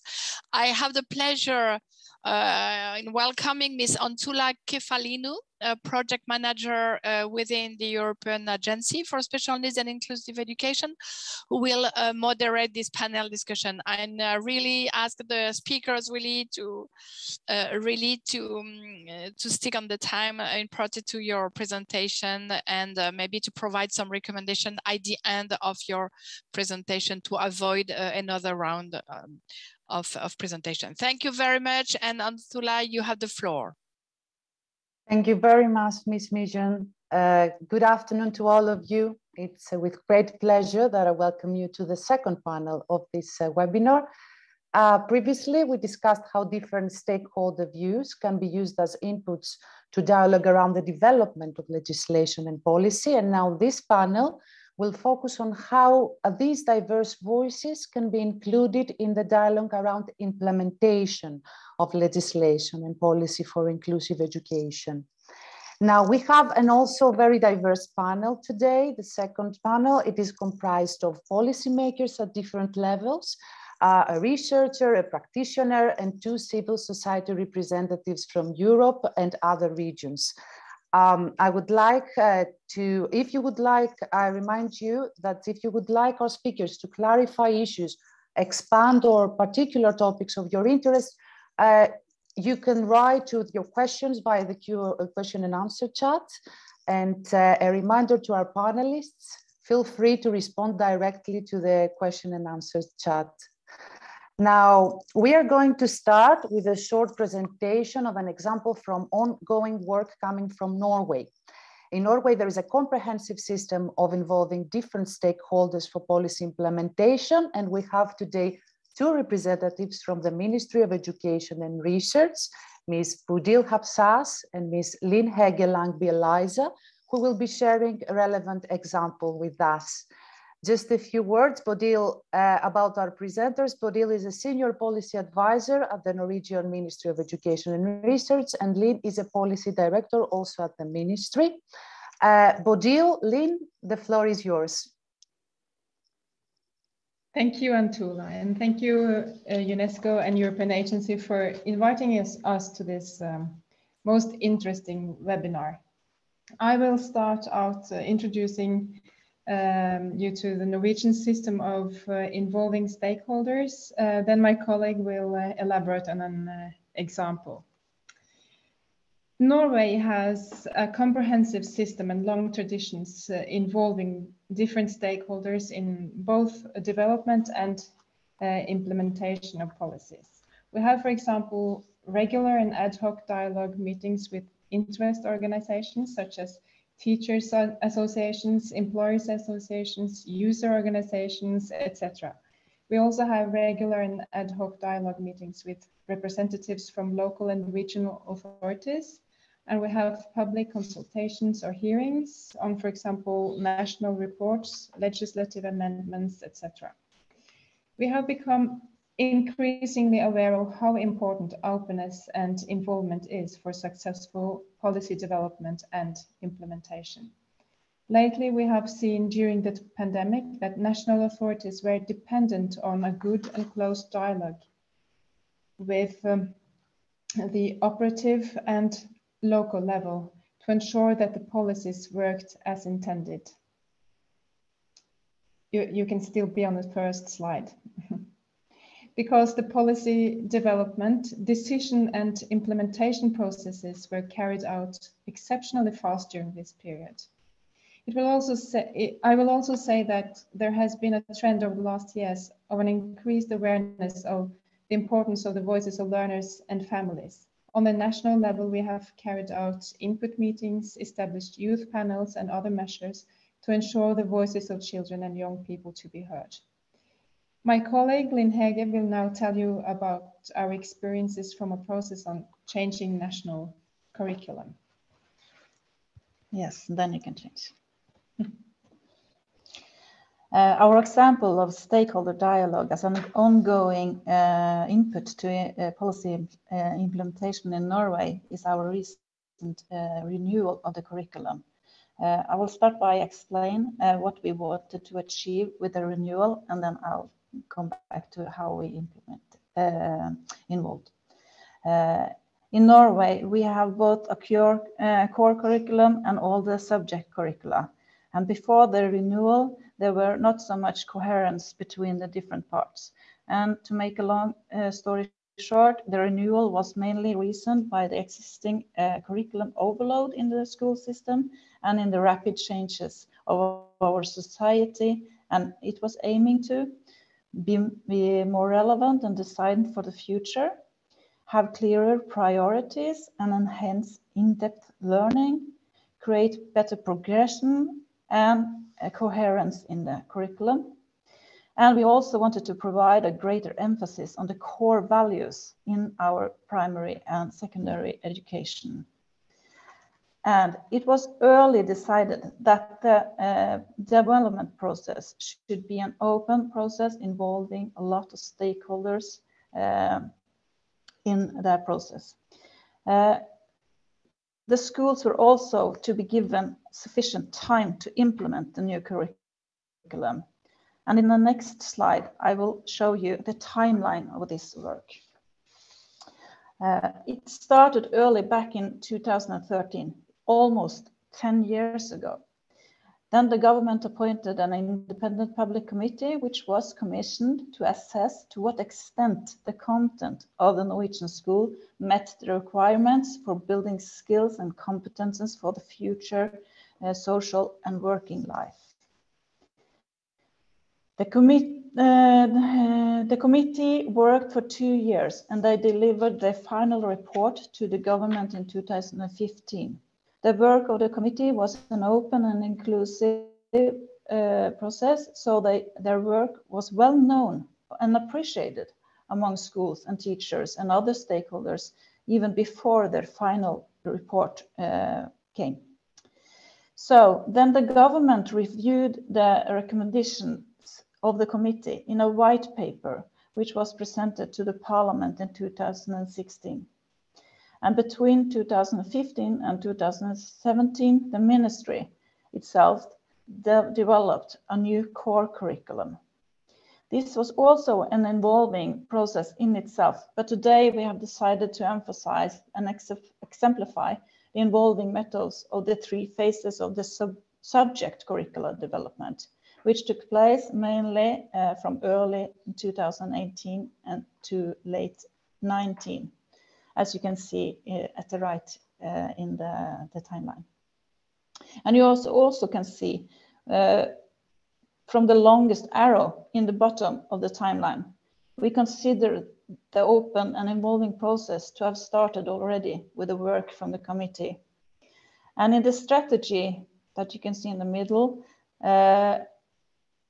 for the renewal of the process, when it came in 2017, it described how we were to involve in the different phases of the subject curricula. So the core curriculum, the recommendations of the white paper and the decisions of the parliament became the foundation of the subject curricular development. So how did we involve in those phases? You can change slide.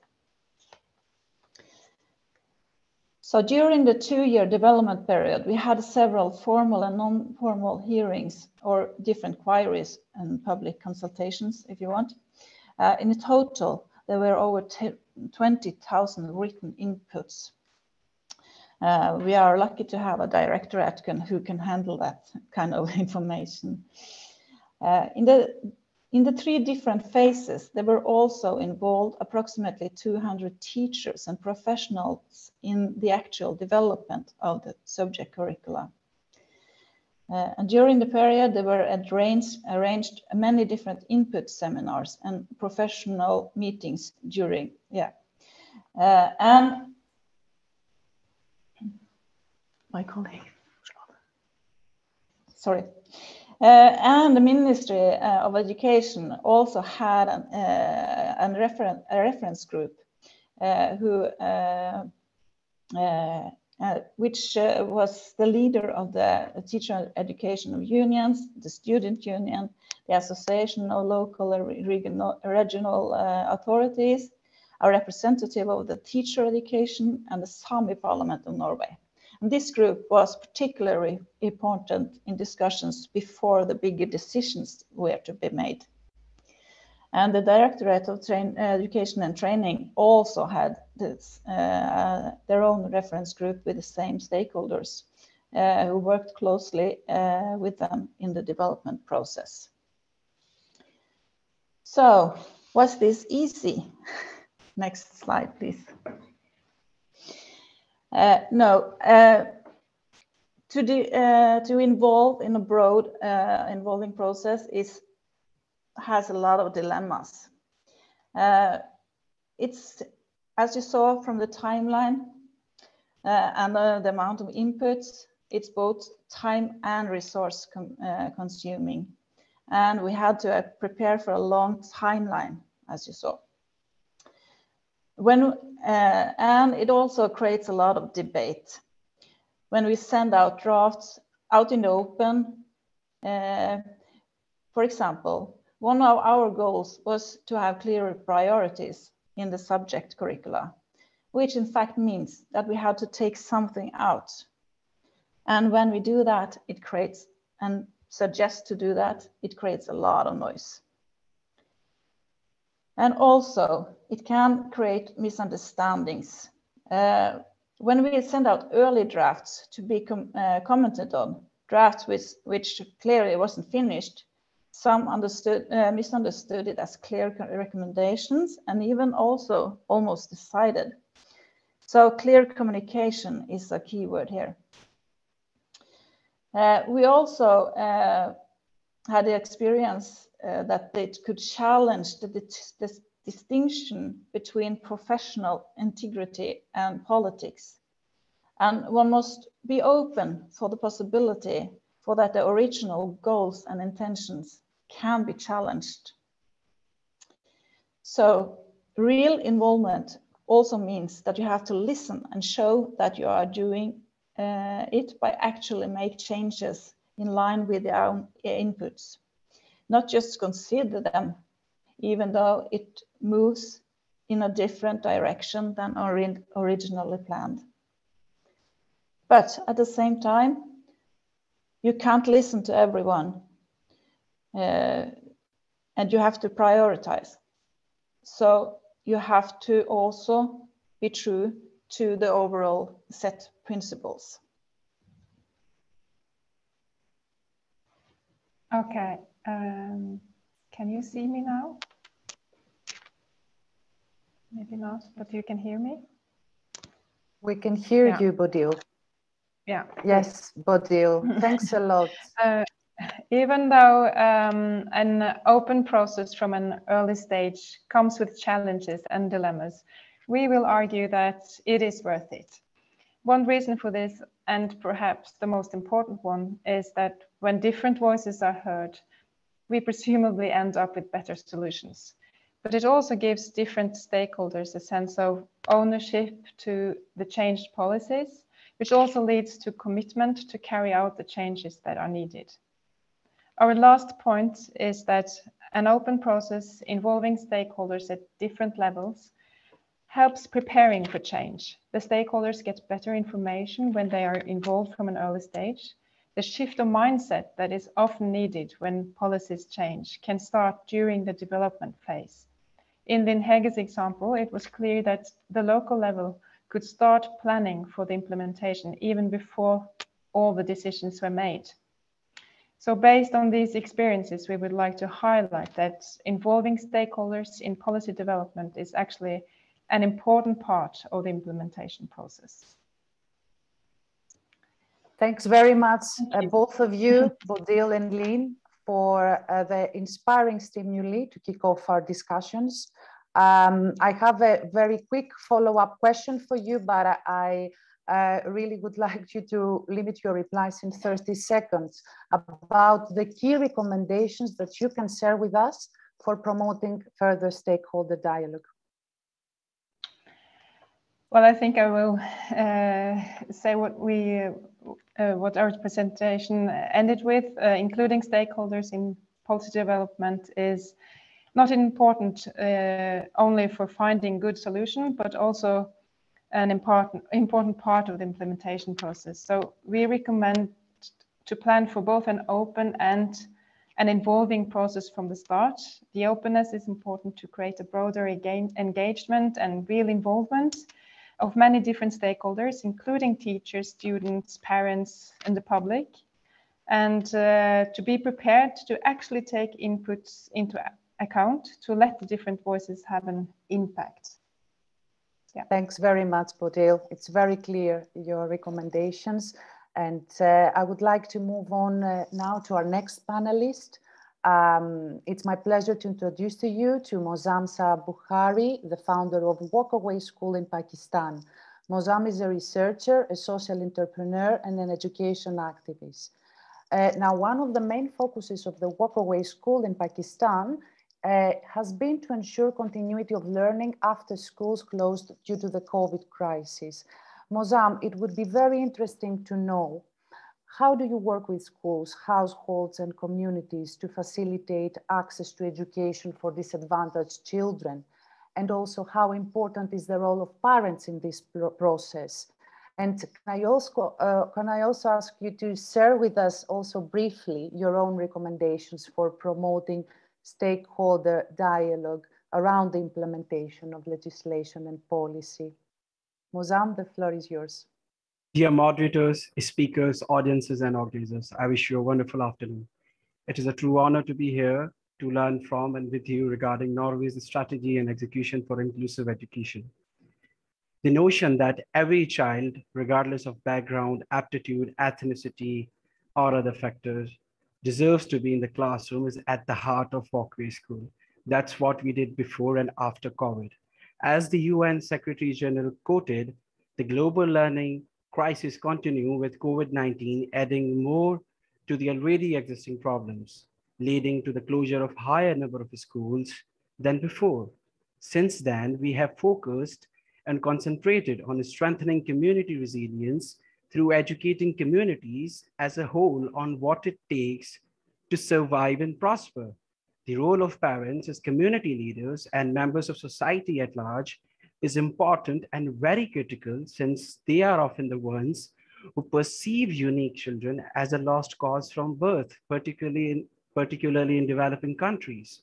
They are unaware of their children's rights as well as their own rights as citizens of a country, whether it is Pakistan or any other.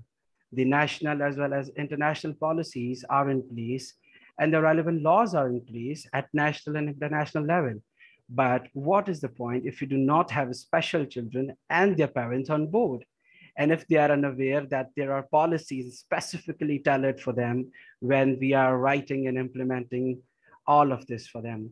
Walkaway School has filled that gap by constructing classrooms and safe spaces within communities that are used not just for education, but also to educate children and their parents about their rights and advantages, as well as to promote inclusiveness.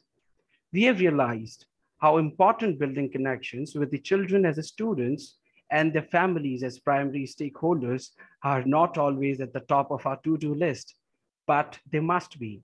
Children with a strong home to school connections thrive at schools, and as enablers of access to education, we laid the foundation for a positive school experience for our children, whether special or otherwise, by making this a priority. This is how we effectively build strong communities and contribute to Pakistan's National Education Policy 2017, which defines inclusion as something that benefits all children, regardless of gender, ethnicity, personality characteristics, special needs, or the socioeconomic status of their parents. Recently, the policies in Pakistan have been focused towards enabling the access to regular schools for all children, explicit of backgrounds and needs. Various laws have come in effect to support the same, indicating a progressive transition from special education to more inclusive approaches, ultimately mainstreaming those who have been left out previously. Laws like Punjab and Khyber Pakhtunkhwa Free and Compulsory Education Act 2014 prohibits the administrations from denying the admission to any child, that ensures that a differently abled child is also dealt the same way as others. And this is how we have been contributing towards our national framework.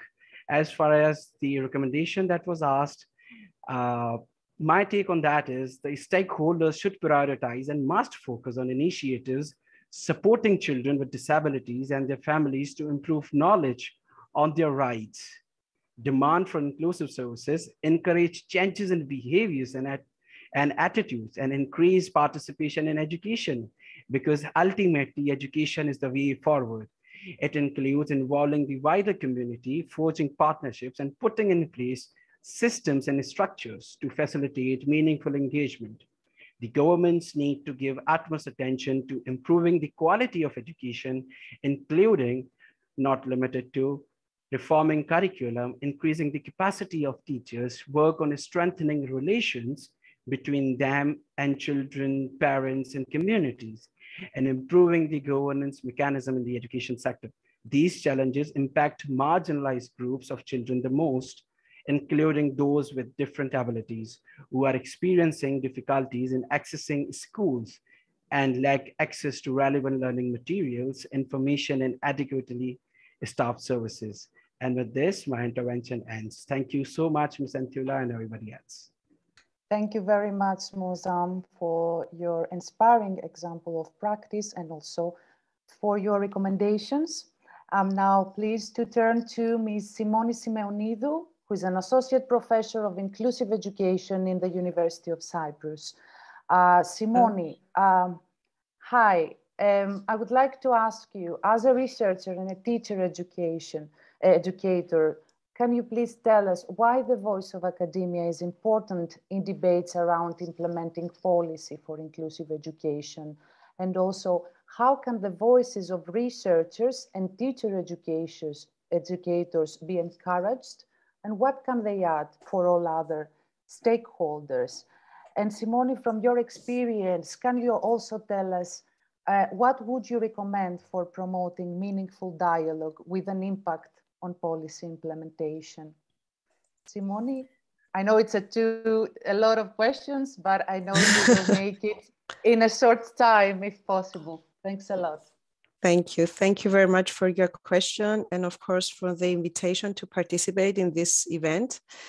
As a researcher and teacher educator, I consider that the voice of academia is important in debates about the implementation of policy for inclusive education.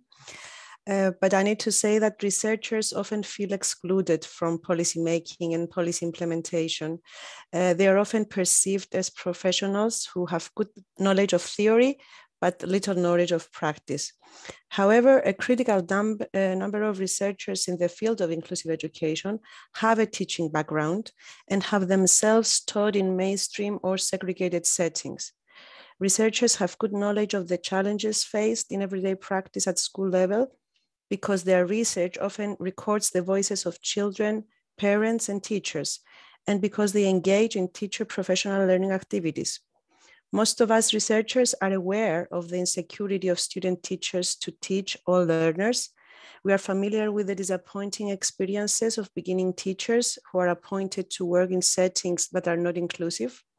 And we are aware of the dilemmas faced by in-service teachers who may have the intention to educate all learners, but are confronted with barriers that they cannot control. The potential of involving researchers in the dialogue about the implementation of inclusive education is recognized in some national contexts, as we've seen from the presentations we heard in this event today, and in European and international organizations such as the European Agency and UNESCO, who are co-organizing this webinar today, and they choose to include them in their teams as researchers or consultants. Drawing on my own profile, I will explain why involving researchers in the dialogue about the implementation of inclusive education policy is important in two key areas, being their involvement in teacher professional learning and their role in research for inclusive education. So an important element of implementing inclusive education policy is the focus and quality of teacher professional learning opportunities. Researchers can support the development of a long-term strategic plan for teacher professional learning for inclusion. Such a strategic plan would encourage a common approach from initial teacher education, induction of beginning teachers, continuing professional development of in-service teachers, and professional development of teacher educators based at school. In the absence of researchers, such strategic plans may rely on fragmented seminars aiming to inform teachers about teaching approaches for particular groups of learners, for example, learners with specific impairments or learners with migrant background.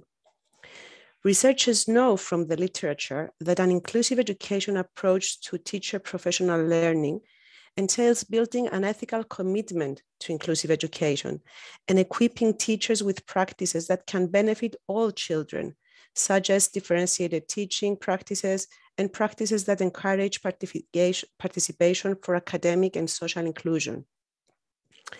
Through their research, researchers are aware of the national context, the cultural assumptions about the purpose of education, the dominant ableist understandings by some stakeholders that some learners are better off in segregated settings following separate curricula, the areas of strength and areas of weaknesses in national policy, and the limitations and opportunities in existing educational structures. Thus, researchers who are committed in inclusive education can use research findings to inform the content of teacher professional learning opportunities. Excuse me. For example, a research I conducted a few years ago collected the knowledge, attitudes, and skills of primary school teachers in Cyprus about the inclusion of learners with disabilities. The data included in a survey conducted with questionnaires and interviews with teachers, and based on the findings, a one-year professional development program was developed. The program took on board teachers' misconceptions, insecurities, and areas they wished to develop further. Thus, it was a teacher professional learning program which was contextualized and respected all participating teachers. Researchers can also be involved in the coordination of school-based professional learning opportunities. They know that one-off seminars are not as effective as the long-term and targeted involvement of teachers in professional learning opportunities. If researchers are involved in school-based professional learning opportunities, they may have useful suggestions on how to change the terms of collaboration between existing teachers in particular school to maximize inclusion. They can propose ways of engaging children in decisions concerning their learning and their participation. They can also suggest ways to include parents in education, and they can collaborate with teams of education professionals who will be eventually equipped to undertake school-based professional learning. Another important element of implementing policy for inclusive education is to revisit existing policy measures in the light of research findings evaluating practice. Researchers have the theoretical background and the skills to design research in collaboration with education stakeholders. Such research could evaluate policy implementation, explore how existing resources are used in ways to promote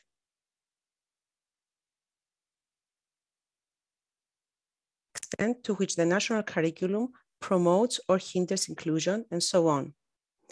Researchers could work with stakeholders to find the best ways of using research findings to influence the development of new policy and the improvement of practice.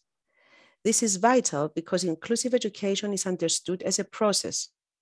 The commitment of a country to inclusive education is the first step. But for inclusive education to be realized, research focusing on practice needs to keep informing future policy development. Simone, I need to... Sorry yes? to interrupt. I think we need to wrap up. So yes, I'm finishing with the recommendations now. Thank you. Here are my recommendations. All stakeholders need to be involved in the dialogue on the implementation of legislation and policy.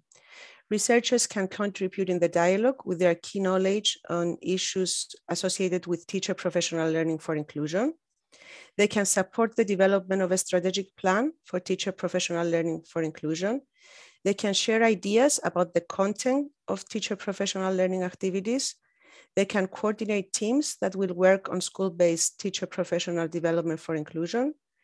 They can participate in the dialogue with stakeholders in order to design and conduct research to evaluate the implementation of policy for inclusion.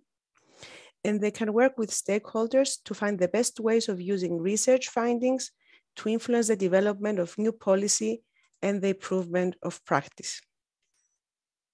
Simone, thank you very much for your very clear messages from the perspective of academia.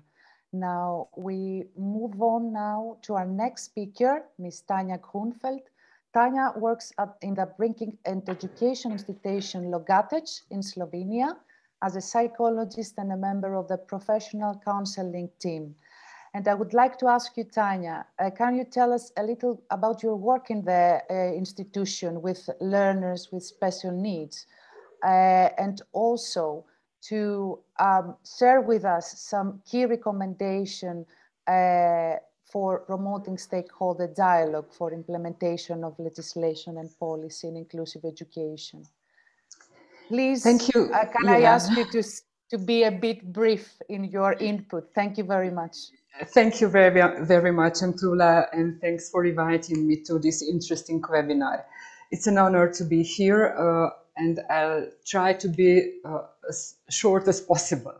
So our establishment has a long tradition and has been operating since 1953. Our mission is to direct, guide, and support adolescents with emotional and behavior disorders in resolving their difficulties that have brought them to us. There are 2 educational groups and 2 programs at our central unit in Logatec, and they are complemented by apartment groups in Postojna, Ljubljana, and Vrhnika. For the last 5 years, we have also been working with the children and adolescents who are not placed in an institution. Let me tell you more about it. The pre-placement intervention program was initially a part of the project Professional Center for the Treatment of Children and Adolescents with Emotional and Behavior Disorders, co-funded by the Republic of Slovenia and the European Social Fund. It was in response to the needs of parents who are facing challenges related to learners' behaviors and emotions. The aim of the program was to solve the learner's issues in his or her own environment by encouraging active participation as well as offering support and counseling. This would ensure better communication in the family and deliver more positive learning habits and results. The program was recognized as successful and interesting enough to be incorporated into legislation in January 2021. We call it now Preventive Counsel Assistance. Our activities include working with children and their families, as well as cooperating with schools, social work centers, and other institutions. Prior to our introductory meeting with our social worker, pedagogue, and 2 psychologists, we want to obtain key information as to why they actually want to join our program. At this initial meeting, we articulate the challenge, set the objectives for our treatments, make a plan for assessing progress, and sign the necessary consents. We continue to work in case-specific teams to ensure objectivity and plurality of perspectives, leading to a greater range of possible interventions. Our different personal and professional backgrounds allow us to gain insight into different dimensions and perspectives of the problem. Considering that different people require different approaches, we can adapt to what is important and valuable, both for them and for us. We usually start by meeting once a week and gradually continue with longer intervals. The sessions are mostly held at our premises, but we also visit families in their home environment. If necessary, we attend meetings at schools, social work centers, or cooperate with other institutions. The issues we're dealing with vary from dysfunctional families, like setting boundaries, unclear roles, parental or educational challenges, to difficulties growing up, drug abuse, crime, and different problems at school, like absenteeism, grade repetition, poor learning abilities, relationships. The latter having a significant increase during the coronavirus situation. Children and adolescents, of course, do not count because of their own desire. Nevertheless, it is important to ensure a safe environment and to make the experience of talking to adults less intimidating. Perhaps the most important... Sorry to interrupt. I think we need to move on. I'm afraid we need to move on to your recommendations. I'm really sorry to interrupt. I'm almost finished. Yeah, thank you. So perhaps the most important aspect is that they feel that they are being heard and that they really have the opportunity to change. In this way, we promote intrinsic motivations for change and improve their coping strategies. Inferred from the responses, we seem to be on the right track. For the end, the best programs are born out of user needs. When, as an expert, you can no longer move forward, life tells you that you need to take steps back. I would highlight the importance of multidisciplinary work in creating a safe space where the user is heard, where there is no condemnation and criticism, but space and time for new ideas, such as those that lead to constructive solutions. Thank you for your attention. Have a nice afternoon, take care and stay safe wherever you are. Thank you. Thank you very much, Tanya. Thanks a lot. Thank you. It's important to hear your views as a practitioner as well. Now I would like to give the floor to our last panelist, Ms. Paris Musian from Kenya. Paris has over 12 years of experience in working with different NGOs. And we are hearing, just give me 1 second. Yes, and we're going to hear about her work in Girl Child Network in Kenya. The Girl Child Network was awarded by UNESCO Prize for Girls and Women's Education in 2020 for its project, Our Right to Learn, Reaching the Unreached. Now, I would like to ask you, Paris, how do you work directly with communities to develop and implement good practices and policies that promote gender equality through education? And please share with us very briefly your key recommendations for enhancing stakeholder dialogue. Thanks a lot, and sorry to be pushing the time for you. We're running out of time. Thanks. No, thank you very much. It is a big thank you for this invite to this big forum for the discussion on inclusive education. I will present a project that Girl Child Network has implemented courtesy of Education Above All, Qatar. And we worked with communities to ensure the most marginalized children, these are girls and children with disabilities, have access to quality education. And we used a number of models, one of which is community conversations. During the community conversations, the communities have a honest conversation on some of the barriers that are excluding girls and children with disabilities from the mainstream education. So some of the challenges that they recognized is cultural practices such as the female genital mutilation, the child marriages, and also the stigma around disabilities. So through the conversations, the communities come up with action points that they need to act to ensure that these children have access to education. Some of the action points that we realized was the community identifying their own resource persons, that we call them the village tracking committees. This team was mandated to ensure that they work from house to house to identify children who are out of school and ensure that they are profiled and enrolled in the public primary schools as required by the Basic Education Act, which mandates that every parent have the mandate to ensure that their child is enrolled in education. The other forum that the village committees used was they used the Family Matters program to ensure that where families have conflicts and have prevented these children from accessing education, that they're able to dialogue with these households, have a discussion, and agree on action points. And this ensure that these children are able to access education. We also know that the learning environment is not accessible enough for children with disabilities. So the community conversation has ensured that it triggered these communities to be able to look at their primary schools and assess to see, is it in a position to allow these children to learn in regular schools? So we've seen communities come together to make sure that the schools are accessible. We have the sanitation facilities that allows both children with and without disabilities access education.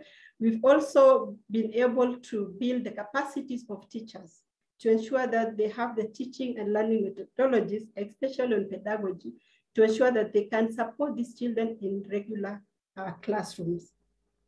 So it has been an issue in terms of policy because the policy that we initially had, the special needs education, had gaps that did not support children with disabilities because it ensured children were sent to special schools. But that has been an issue because most children cannot access the special schools. The special schools are not in the communities that you're working with. So what the communities did was identify the gaps, and they used the government forums to be able to voice the issues that were raised. And this led to development of sector policy for learners with disabilities. And this has ensured that children with disabilities are learning with other students without disabilities in regular classrooms.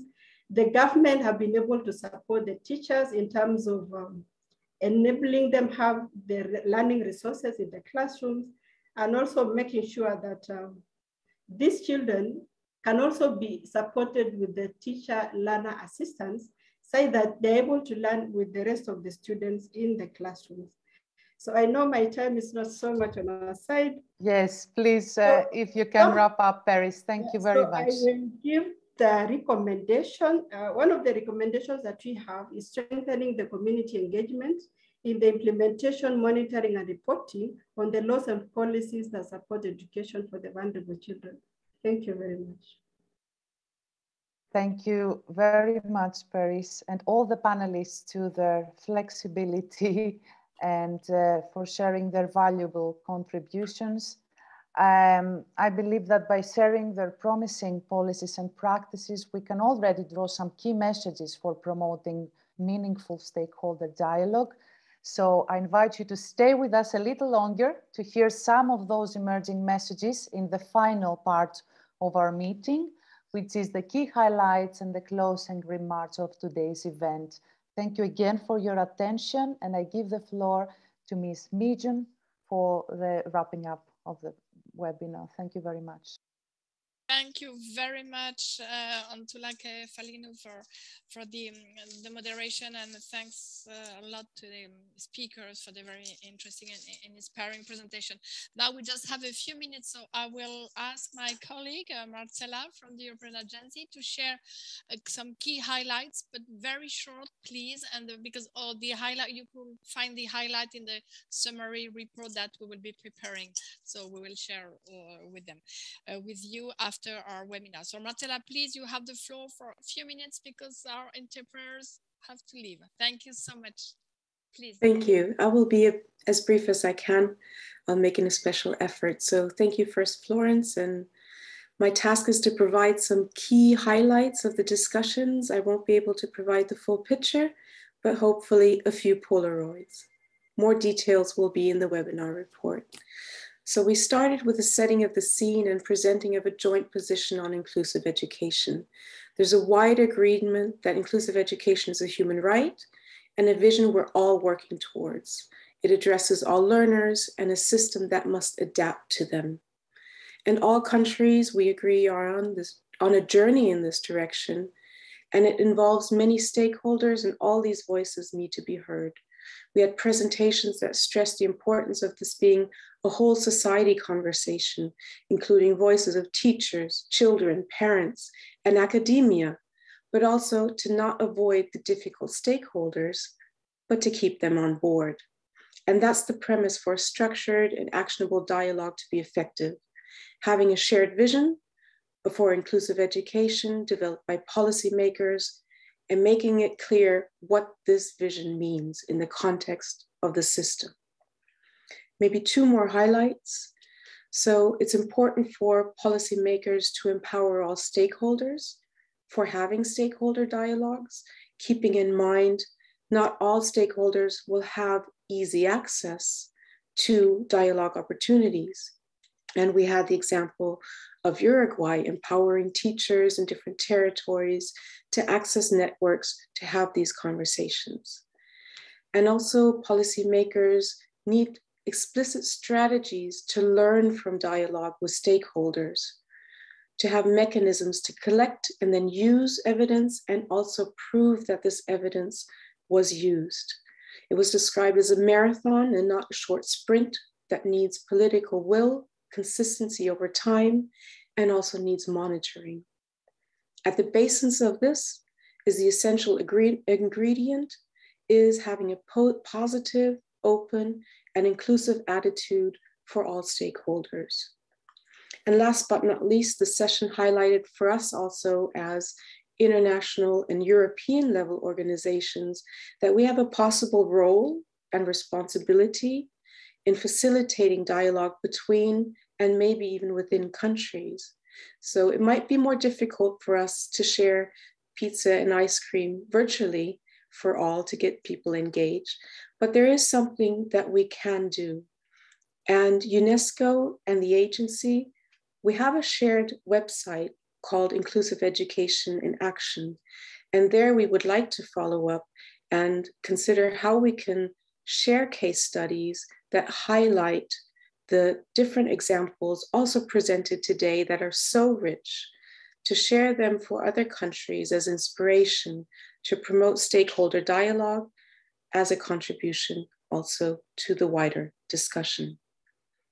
Thank you for this opportunity, and I'd like to hand back to Florence. Thank you very much. Thank you so much, Marcella, for summing up the many of the key points that came out from the webinar in such a condensed time. So just to conclude, I would like to thank the European Agency, the chair, the director, and also Amanda, Amelie, and the whole team for preparing this webinar with us. I would like also to thank all the speakers in today's event. It was really a great, knowledge exchanges of experience around the topic that it's really at the core of SDG 4. Thanks also to my team, particularly to Tamara, who has been the key person from UNESCO side. And thanks to the technicians and the interpreters. And you can be assured that the UNESCO will continue to provide platforms for exchange of knowledge and experiences. So thank you very much to all of the participants, the speakers, the experts, and we wish you a lovely day, and we hope to be in touch soon to further advance inclusion in education. Thank you very much. Goodbye.